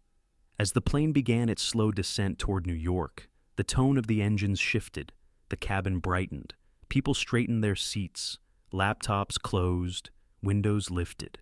The city below remained hidden behind a thin layer of cloud, but Lena could feel it waiting for her, waiting with its noise and lights and movement, waiting with her mother's embrace and her father's steady arms, waiting with answers and consequences still unfolding. She placed a hand gently on her backpack. Inside was her sketchbook, the one she carried everywhere. She hadn't opened it since the airport. She didn't feel ready to draw yet, but she knew she would eventually. Maybe tonight, maybe tomorrow. A soft voice broke her thoughts. "We'll be landing soon," Christopher said, stopping beside her with a reassuring presence. "If you need help getting off the plane, I'll be here." "Thank you," she replied. "I think I can manage." He smiled warmly. "You've managed far more than anyone should have to today." Lena looked out the window, feeling the plane dip lower, slicing gently through the cloud layer. For a moment, everything outside turned white. Then, gradually, buildings and bridges emerged beneath them, the city unfolding like a map. She inhaled deeply. Something inside her settled. Not everything was healed. Not everything was resolved. But the ground was getting closer, and with it, the people who loved her most, and somehow, that was enough to steady her heart as the plane continued its descent. The wheels touched the runway with a gentle thud, followed by a soft shudder that moved through the cabin like a sigh of release. The engines reversed, humming with controlled power as the plane slowed. Outside the window, the edges of the airport blurred past in long streaks of gray and white. Lena watched the scenery with quiet eyes. Her heart pressed against her ribs in slow, steady pulses. as though preparing itself for what awaited beyond the cabin door. Passengers straightened their posture. Seatbelts clicked open. Phones appeared in hands like eager birds freed from cages. Some people stretched, some whispered, some scooted forward in their seats to be ready the moment the seatbelt sign dimmed. Lena remained still. She let her fingers rest gently on the sketchbook in her backpack. Her breath flowed evenly in and out, no longer shaky, yet not fully calm. A delicate balance. Christopher appeared near her row, his voice soft. "We've landed safely. You did amazing." Lena looked up, offering him a small nod. "Thank you for helping me." He gave her a warm smile. "I was just doing what someone should have done sooner." A ripple of truth passed between them, subtle but unmistakable. The plane taxied toward the terminal. Buildings loomed closer, their windows glinting in the soft afternoon sun. Another deep breath moved through Lena. She imagined her father standing somewhere in the airport, phone in hand, pacing lightly the way he did whenever he waited for her. The seatbelt sign turned off. Passengers stood quickly, gathering bags and coats with hurried energy. The aisle filled with overlapping movements and half-whispered apologies as people squeezed past one another. Lena remained seated for a few extra seconds, letting the rush settle before she stood. The cabin door hadn't opened yet, but the crowd was already forming near the front. Some passengers tried not to look at her. A few offered small, awkward smiles. Others carried a heaviness in their gaze, as if realizing too late the role they had played in the morning's storm. The overhead bin above Lena clicked open as Christopher gently pulled down her backpack. "Got it," he said softly. "Let me help." When he handed it to her, she held it close against her chest. It felt strangely symbolic, like reclaiming something that had been loosened earlier, something she hadn't been sure she would get back fully intact. Rivera stood at the front of the cabin, positioned near the door. His posture was steady, neither rigid nor aggressive, simply present, a protector now, not an enforcer. When Lena approached, the passengers ahead of her instinctively stepped aside, creating a small path. She moved slowly. Each step down the aisle carried the weight of everything that had been said, everything that had been assumed, everything she had endured with a quiet strength she barely recognized in herself. Mrs. Caldwell was still seated. The older woman watched her approach with a softened expression. When Lena reached her row, Mrs. Caldwell spoke quietly. "Take care of yourself, dear." Lena met her gaze and nodded once, respectfully. "You too." It wasn't forgiveness, it wasn't rejection, it was truth. The older woman lowered her eyes, tears gathering again. Lena moved forward. As she reached Rivera, he stepped aside and spoke gently. "Your father is waiting just beyond the gate. There will also be airline representatives. Please know, I'll be there with you." She surprised herself by asking, "Do I have to talk to everyone right away?" Rivera shook his head. "You don't have to say anything you're not ready for. Your comfort comes first." A soft breath escaped her. Grateful. The cabin door opened. Warm air from the jet bridge drifted in, carrying the familiar smell of airport carpet and recycled ventilation. It wasn't pleasant, but it was grounding. Lena stepped into the jet bridge. Her footsteps were small at first, steady but cautious. The narrow tunnel curved slightly ahead, glowing with overhead lights that flickered gently. Each step echoed faintly, almost rhythmic, like a quiet drum marking her return to solid ground. Halfway down, she paused. She didn't know why. Something inside her simply needed a moment. A small moment to shift the weight from her heart to her breath. Rivera, a few steps behind, waited silently, giving her space without question. Lena took another slow breath and continued walking. The curve of the corridor opened into a wide gate area, filled with people waiting to board other flights. Screens flashed departure times. Children darted around seats. Business travelers typed quickly on laptops. The normal life of an airport buzzed with casual energy. But the moment Lena saw her father, everything else faded. Marcus Williams stood near the gate counter, tall and composed, though his shoulders carried an unmistakable tension. His eyes scanned every face approaching from the jet bridge. His suit jacket hung neatly, but one sleeve was slightly wrinkled, like he had unconsciously gripped it during the call earlier. The instant he saw her, his entire expression shifted. The worry softened, the tension broke. Relief washed over him so visibly that Lena felt it in her own chest. She quickened her steps. He took 2 long strides forward, and when she reached him, she didn't hold back. She stepped into his arms. He wrapped her firmly against his chest. The world outside that embrace grew silent. Her father held her with both arms, one hand resting protectively at the back of her head, the other around her shoulders, grounding her with the steady warmth she had needed since the moment she boarded that plane. She inhaled the familiar scent of cedar and warm cologne. It reminded her of car rides home after school, of leaning against him during late-night movies, of all the moments when life felt safely contained in the knowledge that this man would always show up for her. "I'm here," he whispered into her hair.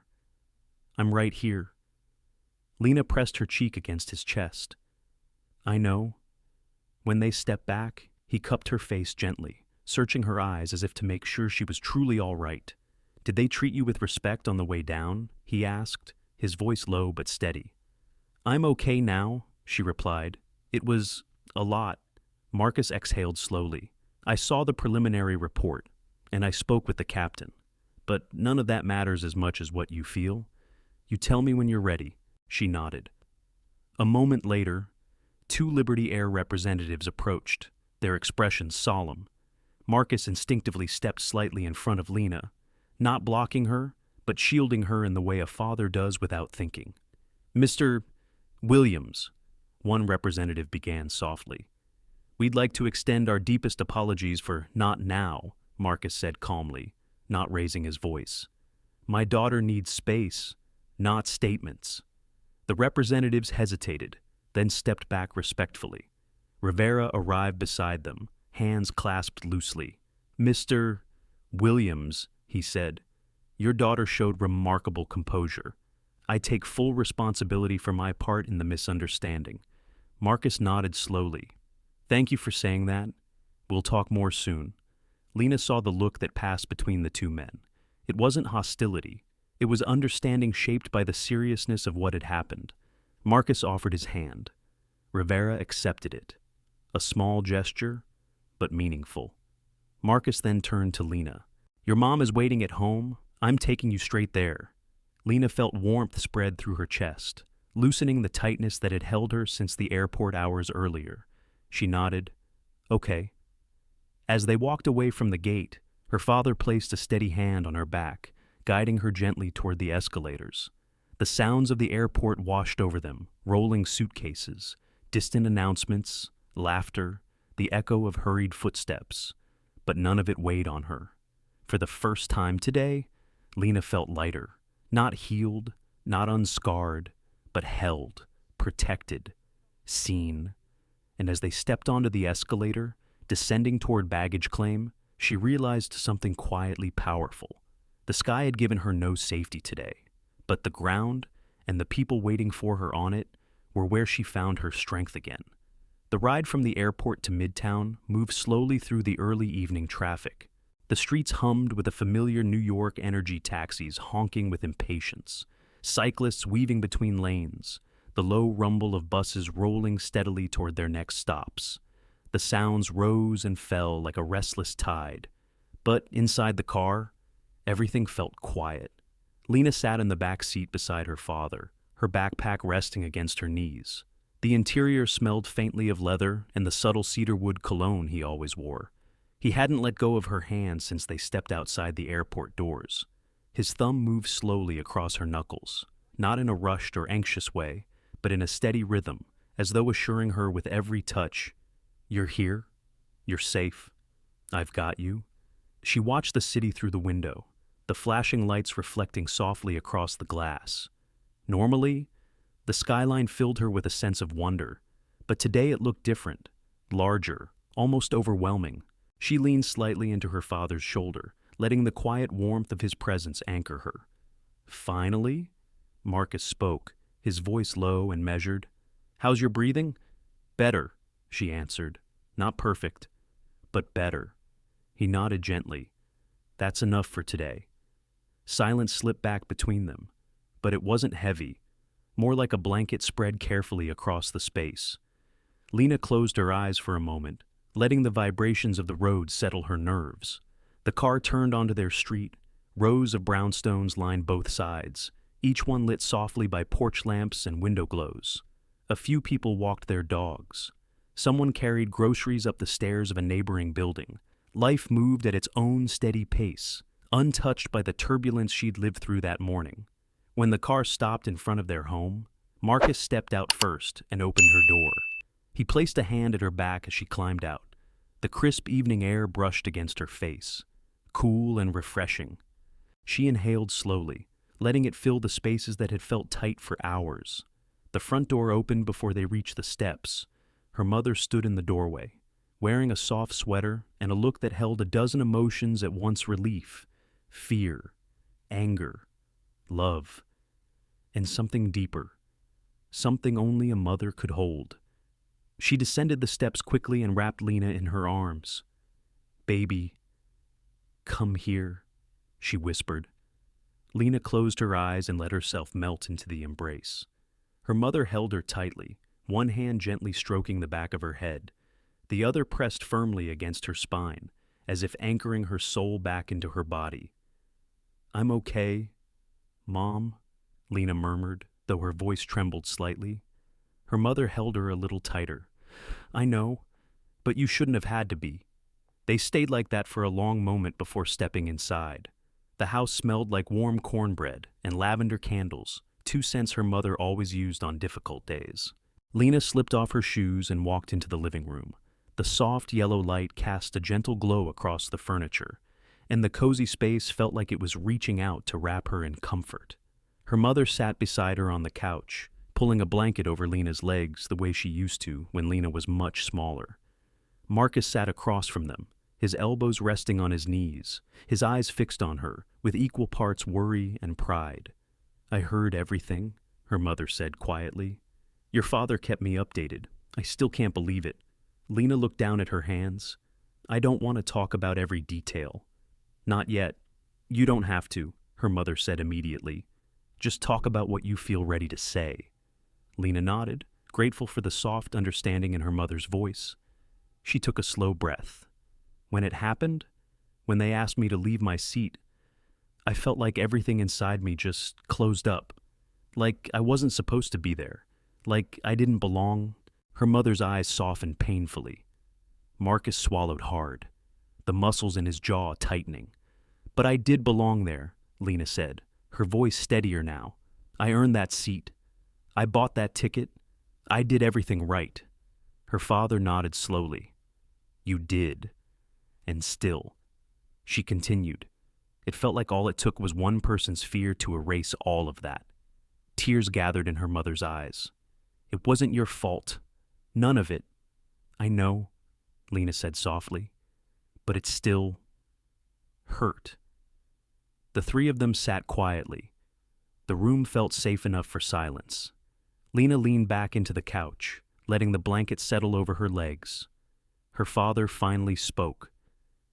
"There's going to be a formal investigation, and I'll be involved, but you won't be pressured to talk until you're ready." Lena nodded, her fingers tracing the edge of the blanket. "Thank you." He exhaled. "I'm proud of how you handled yourself." "I mean that. I don't want the world to force you to be strong all the time, but today, your strength showed." She looked up, and their eyes met. Something warm passed between them, a recognition, a shared resilience. Her mother reached for her hand. "Tomorrow, we rest. That's all?"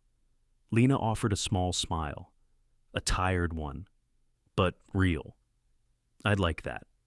Later that evening, after dinner and long, gentle conversation, Lena retreated to her room. She sat at her desk, switching on the small lamp that cast a soft circle of light across her sketchbook. She hesitated. For a moment, she stared at the blank page, unsure if she was ready to return to something that had always brought her peace. But eventually, she opened to a clean sheet and picked up a pencil. Her hand moved slowly at first, tracing soft, uncertain lines. A figure began to emerge, a girl standing alone at the entrance of a jet bridge. The walls curved around her, bright lights overhead casting long shadows. But instead of looking small or frightened, the figure stood tall, her shoulders lifted, her chin raised slightly, her stance firm. Lena paused, letting her breath settle. She wasn't drawing what she felt this morning. She was drawing what she now knew herself to be. A soft knock sounded at her door. "Come in," she said. Her father stepped inside, holding a mug of hot chocolate. Steam rose in gentle swirls. "I thought you might need this," he said, placing it on her desk. Lena smiled softly. "Thanks." He glanced at her sketchbook. "May I see?" She hesitated, then turned it slightly toward him. He studied the drawing with quiet admiration. "That's you," he said softly. "It's who I want to be," she replied. He placed a hand on her shoulder. "It's who you already are." A warmth passed through her, gentle and steady. He gave her shoulder a soft squeeze before stepping back toward the door. "Sleep soon," he said. "I will." When he left, Lena looked back at her drawing. She added a few more strokes, shading the girl's outline, giving depth to her stance. It wasn't perfect, it wasn't polished, but it was true. She closed the sketchbook and lifted the mug of hot chocolate, letting the warmth fill her palms. For the first time that day, she felt her breath settle deep in her chest, smooth and unbroken. Home had a way of doing that. It didn't undo what had happened. It didn't erase the memory, but it softened the edges. It gave shape to healing. It reminded her that storms don't decide who you are. How you walk through them does. And tonight, wrapped in quiet comfort, Lena finally felt the weight begin to lift. Just enough to breathe. Morning sunlight slipped gently through the gaps in the curtains, painting Lena's room in a soft golden glow. She stirred beneath the blanket, her body still heavy with the exhaustion of the day before. For a few seconds, she stayed completely still, letting the quiet warmth settle around her. It was peaceful, almost fragile, like the thin layer of calm that forms on top of water after a storm. But peace rarely lasted long in their house, especially when something significant had happened. A soft knock sounded on her door. "Come in," she said, her voice still hushed with sleep. Her mother entered the room, carrying a small tray with toast, berries, and warm oatmeal. "Good morning, sweetheart," she whispered. "I wanted you to eat something before the day starts. You'll need your strength." Lena managed a small smile. "Thanks, Mom." Her mother set the tray down and stroked Lena's hair gently, the way she had done when Lena was much younger. "How did you sleep better than I expected?" Lena replied, still tired. "That's okay," her mother said. "Take today slowly." But the quiet didn't last. Voices drifted faintly up from downstairs. Not raised voices, but structured ones, professional ones. Her father was on the phone. Lena sat up, instinctively alert. Her mother noticed. "Don't worry," she said softly. "No one's here. He's just talking with the airline board. They called him early." Lena lowered her eyes. "I didn't want all this to turn into something big." Her mother sat beside her. "You didn't make it big. The truth did." Lena breathed in slowly, letting the weight of those words settle. After breakfast, she changed clothes and walked downstairs. Her father stood in the living room, holding his phone to his ear, his expression calm but firm. He paced in a slow, steady line across the carpet, listening intently. When he saw her come down the stairs, he held up a finger, signaling he was almost done. "Yes," he said into the phone, "I understand. But the report isn't enough. There needs to be accountability, not punishment for the sake of optics. Real accountability." A pause. "I can send the written statement by noon, and I expect your team to treat my daughter with respect if she chooses to meet with you." Another pause. "That's all?" He ended the call and turned to her. "Good morning," he said, his voice softening as he approached. "Did you sleep all right?" She nodded. He placed a hand on her shoulder. "Things are moving fast. I want you to know that you can step back from any of this. You don't have to speak publicly. You don't have to talk to the airline. You don't have to do anything you're not ready for." Lena looked into his eyes. "I don't want to hide," she said quietly. "But I don't want to be pushed either." "You won't be," he promised. They moved to the kitchen, where her mother poured coffee while Lena sipped warm tea. The three of them sat together for a few moments, savoring a rare bit of stillness before the day truly began. But the world wasn't going to wait. A sudden buzz came from Marcus's phone. He glanced at the screen, frowned slightly, then turned it toward Lena. A news headline glowed back at them. "Liberty Air flight incident under investigation. CEO's daughter removed from first class after false safety. Claim." Lena felt her stomach tighten. She clicked the article. It was factual at first, summarizing the timeline. But as she scrolled, she felt the familiar sting of frustration rise inside her. People had already started commenting, some supportive, some dismissive, some twisting the narrative entirely. Her father watched her carefully. "You don't have to read beyond the headline." "I'm okay," she whispered, though she wasn't entirely sure she believed it. Not long after, the house phone rang. Her mother answered, speaking quietly before handing the receiver to Marcus. He took it, listened for a moment, and nodded. "That was the airline's PR team," he explained. "They've confirmed the story is spreading quickly. They want to hold a press briefing tomorrow." Lena stiffened. "I don't want my face everywhere." "You won't be obligated to attend," Marcus said. "They can brief without you, but they'll still talk about me." "Yes," he answered softly. "But they'll tell the truth." Lena looked at her hands. "I'm not scared of the truth." Her father placed his hand over hers. "I know you're not." Before they could continue the conversation, a soft chime sounded from Lena's phone. She glanced at the screen. A message from Christopher. "Just checking in. Hope you're resting today. We're filing our statements. I made sure mine was clear about how you handled everything." Lena felt her chest warm slightly. She typed back, "Thank you. I'm okay, just tired." A moment later, another message appeared. "You were stronger than most adults I've seen on flights. Don't forget that." She set the phone down, trying not to let emotion swell too quickly. Then another buzz, this time from a number she didn't recognize. But she recognized the tone instantly when she opened the message. "Miss Williams, this is Air Marshal Rivera. I submitted my report this morning. I made sure your conduct was documented accurately. If you ever need a copy, I'll provide it. I also want you to know I'm deeply sorry. Not just for the incident, but for how it made you feel. You deserve better." Lena swallowed hard. She showed the message to her parents. Her mother nodded softly. "That sounds sincere." Her father agreed. Rivera has been consistent since the landing. That matters. By late morning, the doorbell rang. Lena tensed, but her father quickly stood and held up a reassuring hand. "It's all right. I know who it is." When he opened the door, a man in a dark suit stood on the stoop, holding a sealed envelope. He introduced himself as a courier from Liberty Air headquarters. "I was instructed to deliver this immediately to the Williams family." Marcus accepted the envelope, nodded politely, and closed the door.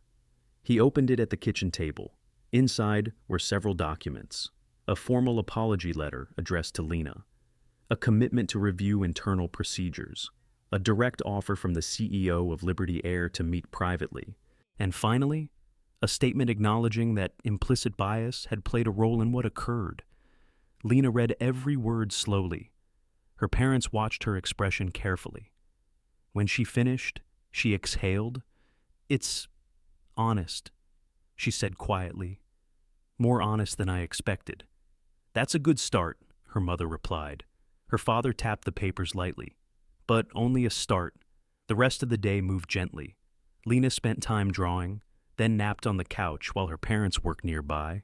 For the first time since the airport, she felt the knot in her chest beginning to loosen. In the evening, just as the sun dipped low behind the buildings, painting the sky in soft orange shades, she stepped out onto the balcony. The air was cool. The The city lights flickered awake below. Her father joined her. He leaned on the railing beside her, their shoulders gently touching. "You did everything right yesterday," he said. "I want you to hear that again." Lena nodded. "I know, it still hurts a little." "Of course it does." His voice lowered, slow and steady. "But pain doesn't define you, Lena. How you rise from it does." She looked at him with quiet strength in her eyes. "I'm rising." He smiled softly. "I know you are." They stood together, watching the city glow beneath them. The world outside was loud, restless, ready to twist the story in a dozen directions. But here, in this moment, Lena felt something steady and unshakable forming inside her. Not anger, not fear, not bitterness. Something calmer, something truer. The beginning of her own voice. A voice she would soon learn the world needed to hear.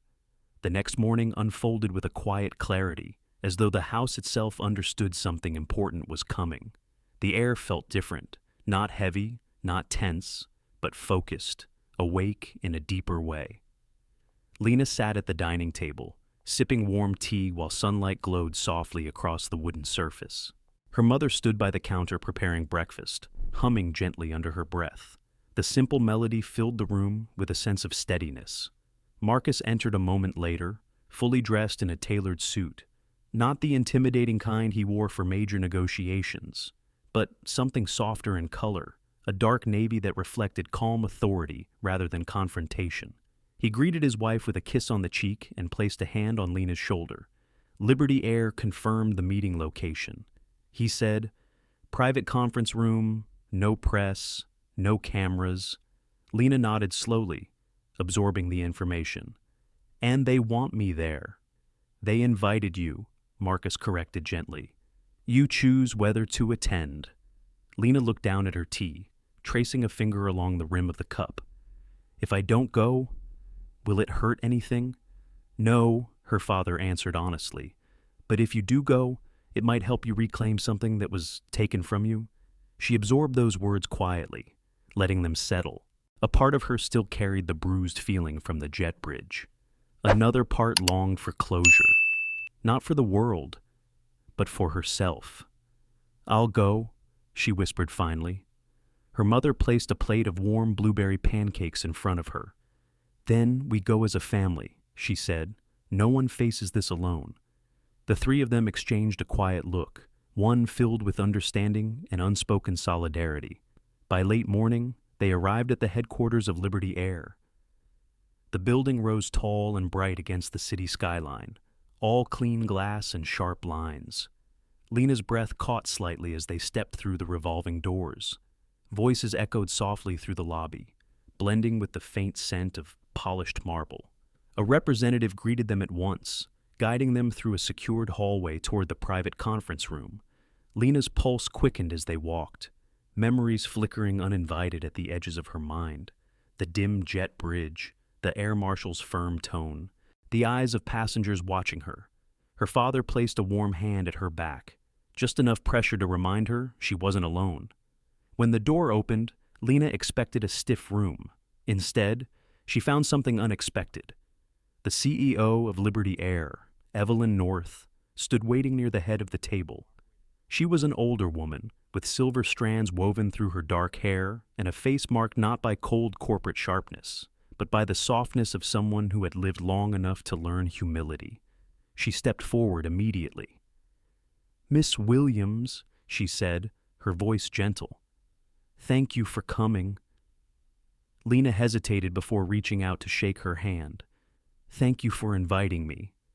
Evelyn turned to Marcus next. "Mr. Williams, I appreciate your willingness to meet directly.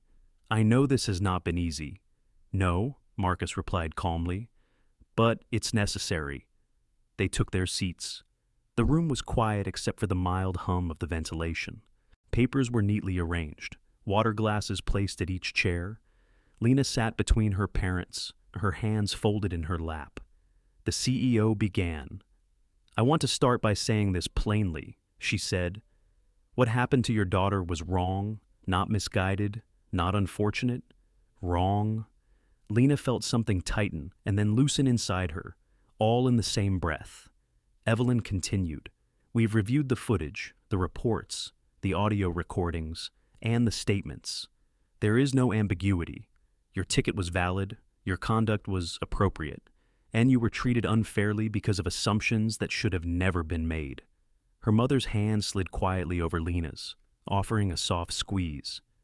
Evelyn pressed a small button, bringing up a muted screen at the far end of the room.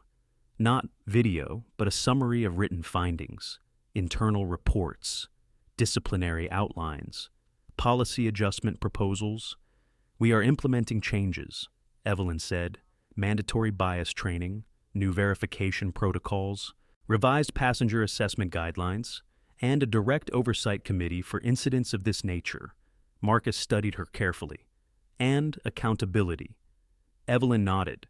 There will be consequences for those involved, but I will not discuss their details in front of you, because you are not responsible for their outcomes.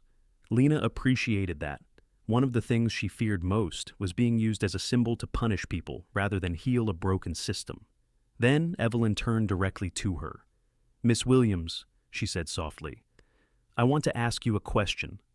You don't have to answer it, but if you are willing, I'd like to know how yesterday made you feel, not for the report, not for the media, but for us to understand the true cost.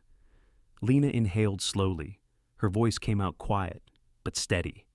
It made me feel small, like I didn't belong, like someone decided who I was before they even asked my name.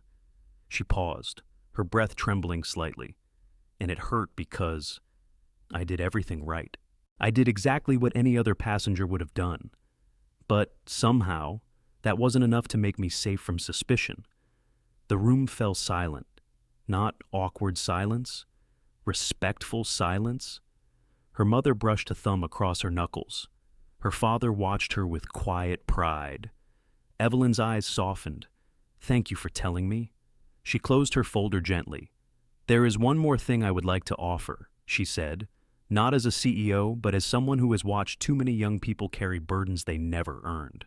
She slid a card across the table. A contact, a resource, a point of support for young passengers who would experience discrimination. You have a voice that can help others, Evelyn said quietly. If one day you choose to use it, I want you to know this airline will support that work. Lena stared at the card, not sure yet if she wanted that responsibility, but grateful the choice was hers to make. When the meeting ended, Evelyn stood to walk them to the door. She placed a gentle hand on Lena's shoulder. You deserved better than what you received, she said softly. And from this moment forward, we will work to make sure others don't go through what you did. As they walked out of the room, Lena felt a slow warmth spread inside her chest. Not joy, not victory, something steadier. A sense that the story wasn't only about what happened to her. It was also about what could change because of it. Outside the building, the afternoon sun cast long beams of gold across the pavement. Lena breathed in the fresh air, letting it move through her without resistance. Her father turned to her. You spoke with courage, her mother added, and with grace. Lena felt the corners of her mouth lift into a quiet, thoughtful smile. For the first time since the plane, she felt not just heard, but understood, and something inside her whispered, You're not the same girl you were before this began. You're becoming someone stronger. The city was quieter than usual that evening, as if even New York sensed the shift in the air. After the meeting at Liberty Air, the Williams family returned home with a strange mix of exhaustion and clarity, the kind of tiredness that comes not from fear, but from finally being heard. Lena stepped into the living room and sank gently onto the sofa. Her body felt lighter than the day before, though still tender in places she couldn't quite name. Her mother placed a soft blanket over her legs, then sat nearby, knitting slowly while watching her daughter with warm, attentive eyes. Marcus stood near the window, phone in hand. He wasn't scrolling through emails or reading reports. He simply stared at the screen, his thumb resting motionless against the edge. His face held a thoughtful weight, as though he were carrying more than the day's decisions. Something deeper, Older, Dad, Lena asked softly. He looked up. Yes, you've been quiet since we got home. He took a slow breath, crossed the room, and sat in the armchair across from her. I've been thinking, he said, about the meeting, about you, about what comes next. Lena pulled the blanket closer. Do you think it's over? He shook his head, not unkindly. No, but endings and beginnings look a lot alike at first. She let the words settle. People online are still arguing, she murmured. I saw a few posts before we left for the meeting. Some believe me, some don't. Her mother's knitting needles stilled, the yarn resting softly between her fingers. That's the world, she said gently. Some listen to truth, some listen only to their fear. Lena hugged the blanket, her voice barely above a whisper. I don't want people to fight about me.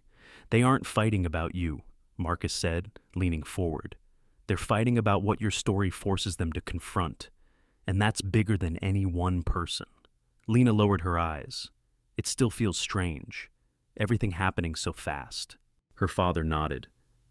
It is strange, and unfair, and heavy. But you're handling it with strength I wish I had when I was your age. Her mother set down her knitting and reached for Lena's hand. You're not responsible for fixing the world, she said softly, just for walking through it with a steady heart. Lena nodded, though she wasn't sure she fully understood. She felt something inside her shifting, something subtle but unmistakable, like the slow turning of a compass needle finally finding north. A few minutes later, her father's phone buzzed. He glanced at the screen and raised his brows slightly. It's Evelyn North, he said. The CEO. Lena straightened. He answered, Yes, Evelyn, I'm here. There was a long pause while he listened. Then he said, I see. And you're sure that's the best decision? Another pause. Finally, he nodded, though he knew she couldn't see it. All right, send it to me. After he hung up, he exhaled slowly. What happened? Lena asked. Liberty Air decided to release their preliminary findings tonight instead of tomorrow, he said. They want the truth out there before speculation overshadows everything. Her mother frowned slightly. Will that bring more attention to Lena? Probably, Marcus admitted, but it will also protect her. Lena swallowed. What does it say? He glanced at his phone. The summary is short, but clear. They take responsibility. They acknowledge bias. They acknowledge your conduct was appropriate. And they confirm you were wrongfully removed. A soft breath escaped her mother's lips. Lena whispered, People will finally know. Her father nodded gently. They will.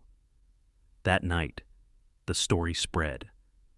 Not through whispers, not through assumptions, but through the truth itself.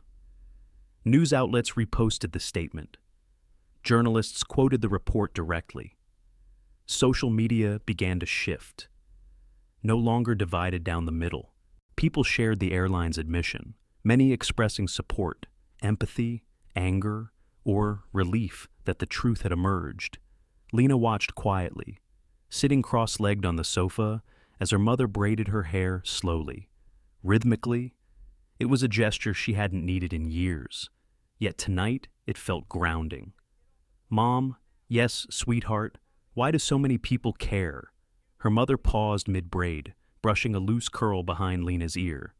Because injustice always touches more hearts than you realize. It reminds people of their own wounds, their own memories, their own battles. Marcus joined them, sitting on the floor in front of the coffee table, his expression thoughtful as he watched them. There's something else, he said. People care because your story is honest. It isn't dressed up. It isn't exaggerated. It's real, and real things resonate. Lena looked between her parents, feeling a warmth rise in her chest. A warmth that wasn't pride, but recognition. A quiet understanding that she wasn't just a victim of a moment, she was part of something larger. Her father continued softly. Evelyn asked me something. She asked whether you'd consider speaking with her team, or even publicly one day about what happened. Lena's eyes widened. Publicly, he nodded. Not now, not tomorrow, but someday. Lena stared at her hands. She imagined standing in front of a crowd. She imagined fear rising in her throat. But then she imagined something else: people listening, people learning, people changing because of what she shared. She felt the faintest spark of possibility. "I don't know if I could," she whispered. "You don't have to decide," her father said gently. "Your voice belongs to you. You choose when to use it."